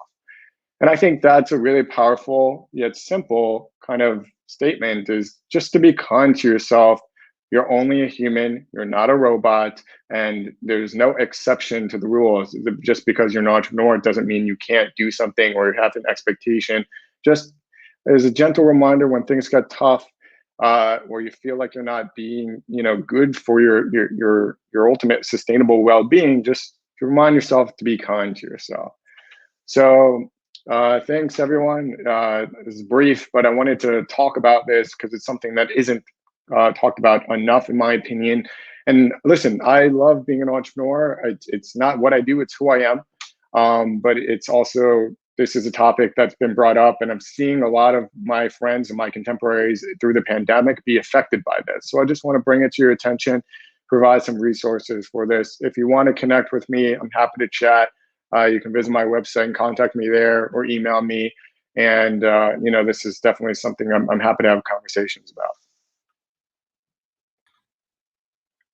Ryan, thank you. As you've said, it's such an important thing to talk about. And as Tanisha Johnson sort of mentioned, quite often entrepreneurs are portrayed as these sort of magical unicorn kind of spirits, and put on this really high pedestal. And do you think that the kind of imagery we see of entrepreneurs, perhaps through like TV shows, is actually quite dangerous? Completely. Yeah, I mean, it's especially with over there in the UK, Dragon's Den and Shark Tank. I mean, people lose sight of the fact that that's Hollywood, but that's all staged, and even in articles, it's very common, just in the previous presentation, you talk about Bill Gates or Elon Musk. That's really the exception. That's not what most people are sort of connecting with in every day. The reality is probably closer to your own network about what to expect. And I think, for some reason, people feel afraid to talk about these things. I think it's really important to have sort of this open, caring, transparent venue for people to talk about their struggles, and we're better together. And one of the things that really kind of came through when we did a student trip to America, I think it was Silicon Valley a few years ago, and every entrepreneur we met talked about celebrating failure. It was like this thing, like even to the point where they were saying we have parties when we fail. Oh, it's hilarious when we fail. Every single one of them said that. Is that real? Like, what are they trying to get across there? Yeah, I think I have a unique perspective because I'm an American who's been in Europe for several years now. There's this mentality of failing fast and not being afraid of failure. And I think it's uniquely American. Sort of that's like the fundamental philosophy that American entrepreneurship is built off of. I would say that it's almost to a fault. It's too much in that direction. But I also see, me being in Europe for these years, that Europeans tend to be a little bit more conservative with their approaches towards failure. So I would say maybe not as much as Americans, but maybe a little bit more than what Europeans are doing. Well, if we all meet in the middle somewhere, we might. Okay. Thank you. It's been so good to have you involved, Ryan. I'm so pleased that you could be here today. So thank you so much for sharing that. Thank you. Thanks for having me. Pleasure. Thank you. Okay, so next and finally for today, actually, Jason Nesbitt. So Jason founded Loyal Free, which is an app that so many of you will use and know. So we're going to hear from Ryan, and you have the opportunity watching this to put questions forward. He's very happy to take questions at the end. So please do put questions through to Jason, and we'll put them to him after this. Hi, I'm Jason Nesbitt, the creator and co-founder of Loyal Free, and today I want to speak to you about how we built Loyal Free and give some tips and tools to build a super scalable tech company. We'll start with a definition. What is Loyal Free? Loyal Free is a loyalty app for independent businesses. It lets their customers collect loyalty stamps. No wait, that's not right. Loyal Free is a place promotion app for towns and cities. We've upgraded. We work with whole towns and cities now, not just independent businesses. But that's not right either. Loyal Free promotes places using an app and an online marketplace. That's right, we've got a whole extra product in there, the marketplace, which allows businesses to sell their own products very easily. Loyal Free changed a lot over time. We started off working with independent businesses, but that wasn't very scalable because we charged each individual business a monthly fee, and we would have to get hundreds, maybe thousands of businesses on board to really scale it. So that's why we started working with towns and cities. But when COVID came along and we wanted to expand the offering of the business, we then had to add an extra product, and that's where the marketplace came from. As you can see, Loyal Free evolved, which brings us on to the first tip. Get your idea live as quickly as possible and let it evolve. You'll probably sit at home coming up with the best ideas ever, and you'll be sure that they're going to work. But as they say in the industry, you should get a minimal viable product out and live as quickly as possible, and then you can get feedback from those customers, hopefully paying ones, get the feedback and make it into the perfect product for them to get a perfect product market fit. So how did Loyal Free start? An Indian restaurant in Stratford, a pub in Leicester, a 6-month trip to Southeast Asia, and a cafe in Edinburgh. Sounds very random, so I'll explain a bit. Basically, the Indian restaurant and the pub in Leicester both came to me at a very similar time as separate businesses and asked me to make an app for them. And then my entrepreneurial brain said, we could turn this into a business. I can make separate apps and get them on a SaaS model. I can get them paying a monthly subscription to have their app live and let them update their menus and keep the app up to date themselves. And then I spent 6 months in Southeast Asia, supposed to be relaxing, but building that product. And then when I came back, I was super excited and met some friends in a cafe in Edinburgh. One of them, Sophie Hainsworth, my business partner. She was a very good friend and told me it was a terrible business idea, which I very much agree with now, but obviously hurt a bit in the moment. But it was very useful because building many different apps would have been an absolute nightmare in the tech world. You want to be in charge of one product, not 500 different products. So that comes on to tip 2. You want to make money as soon as possible. Create something that people are asking for and want to pay for. Loyal Free as a business started from an Indian restaurant and a pub, both saying they wanted to pay me money to make something specific. I think it's quite dangerous to come up with an idea yourself and be sure the world wants it before the world tells you that they want it. So how did we grow Loyal Free? We've got 27 partnerships now, 144,000 loyalty stamps collected, over 19,000 people claiming discounts, and over 1.1 million app interactions.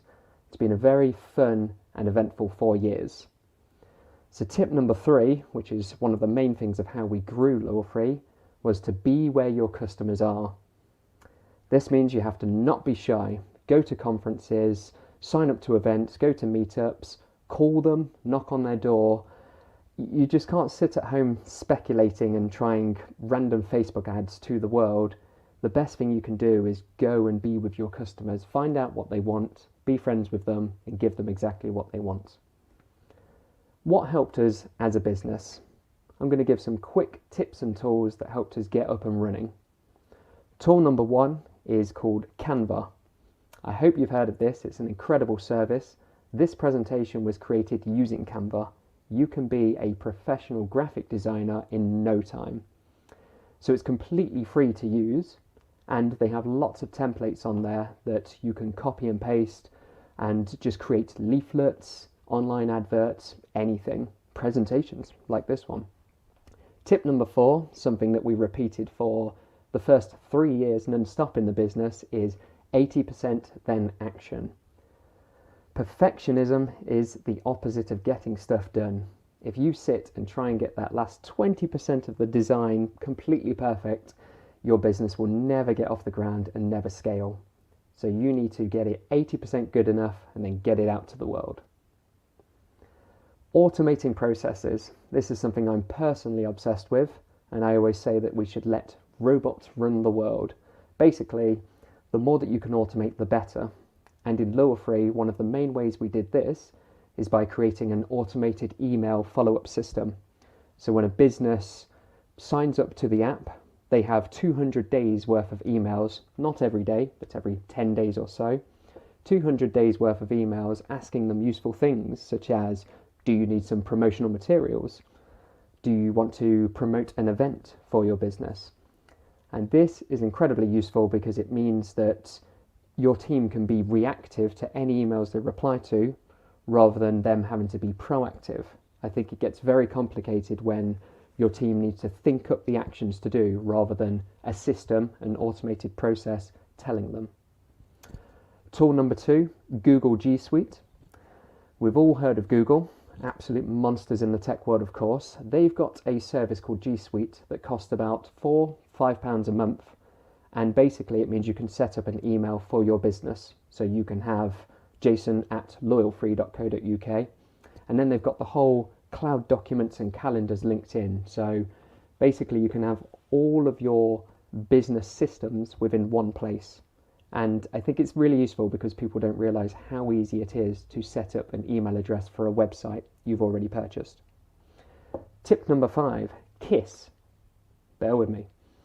Not the old rock band that wears crazy makeup, and not actually kissing, but as one of our lecturers at De Montfort University used to say all the time, keep it simple, stupid. It's so tempting to complicate things and do absolutely everything that you're asked and turn your product into a million different products. And it was Instagram that apparently started off as a very complicated product similar to Foursquare, if you've heard of that. And what they did was they stripped away absolutely everything and kept the one thing that people loved, which was taking pictures with filters. They kept it simple, and you should as well. Do the one thing that people are asking for and do it really well. My last message for today is to take massive action. Fear is a very sneaky creature. A lot of the time, you won't realize that you're afraid, but you won't be taking action.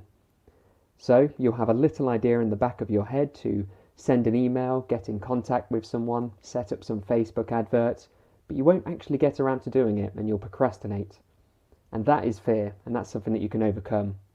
It's very useful to have a to-do list for each day and just have 2 or 3 items on it, really high impact items. And then if you get those things done, you'll make progress every single day.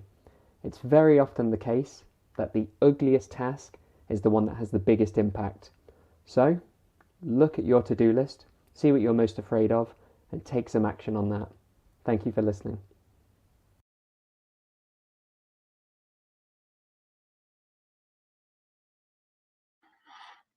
Fantastic, and what a brilliant way to finish, with real practical takeaway tips. We couldn't have asked for anything more, really. So Jason joins us now. Hi, Jason. Hello. Hi, Simon. How you doing? Brilliant, thanks. Thank you so much for that. It's been such a journey for you, and as you mentioned, you are a DMU grad as well. You've done so much for this city with your work. How important is kind of Leicester to you? Leicester was the second partnership we got when we started working with cities and towns, and we had to get them. It was the home city. I remember there's lots of apps out there that do kind of collect loyalty stamps and get discounts and stuff. So as soon as the BID, Business Improvement Districts, that we work with, as soon as they were created in Leicester, we had to get them, and we're very happy we did, and we have a fantastic relationship with them. And it's amazing because they do a lot of great experiences, and they're putting on all of these trails that you can do around the city and enjoying augmented reality art and stuff like that. So we're really happy we're working with them. And a lot of students and other people as well have great ideas for apps, and also they want to be able to sell things in to the doorstep, whether that's the university or the city. How hard is it? It is quite hard. I think you have to start small with an idea. So as I mentioned during the talk, it started off with just being collecting loyalty stamps. And the idea is, well, the other business was something completely different, but Loyalfree at the start was just allowing businesses to digitally do loyalty stamps. And we concentrated on, you don't need your paper cards to carry around anymore to collect your loyalty stamps.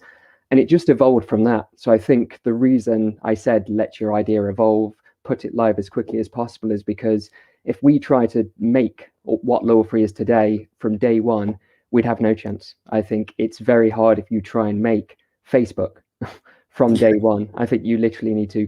Facebook was very simple at the start, so start simple, I would say.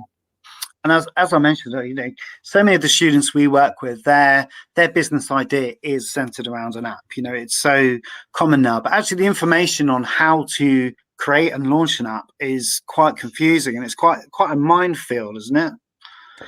Yeah, I mean, app is very tech at the moment, a lot of technology. It's quite interesting because there is kind of a no tech thing going on at the moment where you can build apps on websites.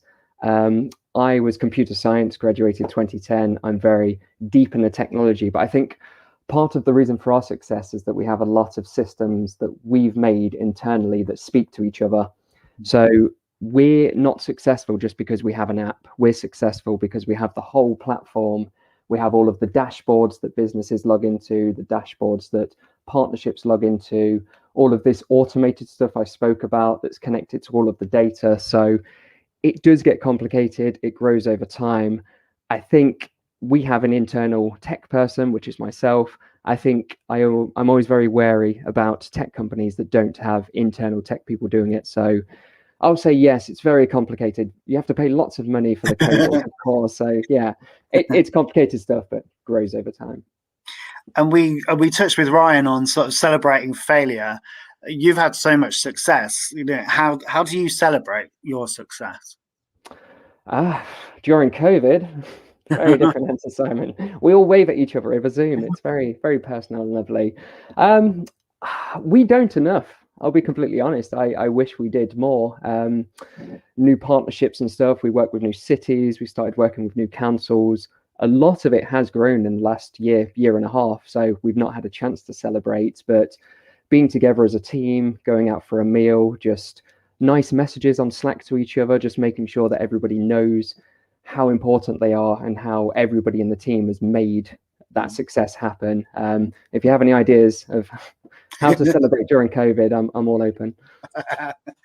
And you know, for an app like yours in this pandemic, in this lockdown, what effect has that actually had? You know, people can't or haven't been able to go out until last week.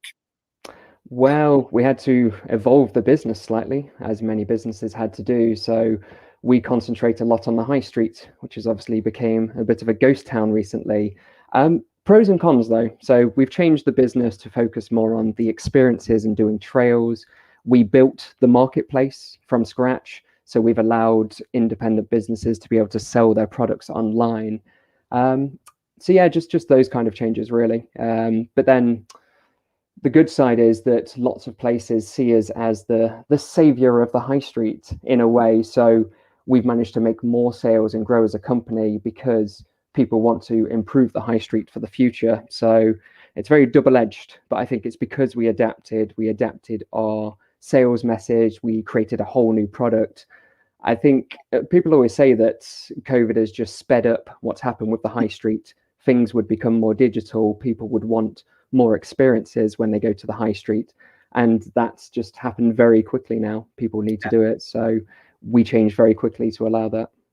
That's good to know. And so many entrepreneurs as well, they will have multiple ideas. You know, they'll go down the road with one idea and one product, and then another idea comes, another idea comes. How do you stay focused to keep on evolving Loyal Free on what you're doing and not be distracted? I think it's about listening to the important people.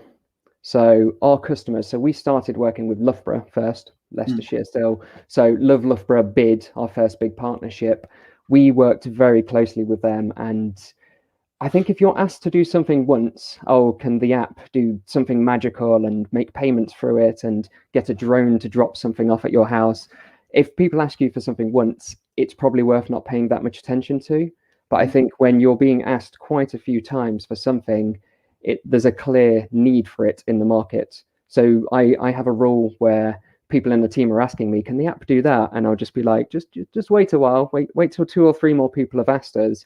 So it's based on feedback. Everything that we've made with Loyal Free, even having social media connected to the business profiles, Instagram and Twitter and stuff, was because St. Martin's Cafe in Leicester, a very good cafe, one of the first businesses to sign up and pay us money, which was wonderful. They said, I want a more personalized profile. So can you put Instagram or Twitter in there? So we did that. And we realized, I guess there is a bit of that sixth sense of realizing how important the information is that people are asking for. And no pressure here, but you get to kind of have the last word today, if you like. So, you know, for the students, for the graduates, for anyone else kind of watching this who have maybe sat on a business idea over the last year, or they're the kind of people who have something in the background that they always want to do and they haven't actually acted on it, what's the advice you would give? I'll just repeat the message of my pre-recorded talk before, which is to take massive action. I think it's very hard to have a massive failure. I think if you start taking an action such as trying to code something quickly or making some calls, having some meetings, you're not going to have to remortgage your house. You're not going to end up homeless. I think there's so much action we can take that's going to have very little or no negative impact if it goes wrong. It's just fear. I think fear just stops people from taking action so much. So realize you're afraid, laugh at it, and then just do that ugly task that's sat on your list. Brilliant. Fantastic advice. And thanks again, Jason. It's really, really good to have you involved in today. So thanks again. And it's great to hear Loyal Free is doing so well as well. Thank you. Thank you so much for letting me talk. It's been great. Thank you. Okay, and so that's it for our second Entrepreneurship Day. So a massive thank you to all the speakers. As I've said, they've all given their time voluntarily, preparing presentations, preparing their talks. So we're so grateful to every single one of them who have participated today.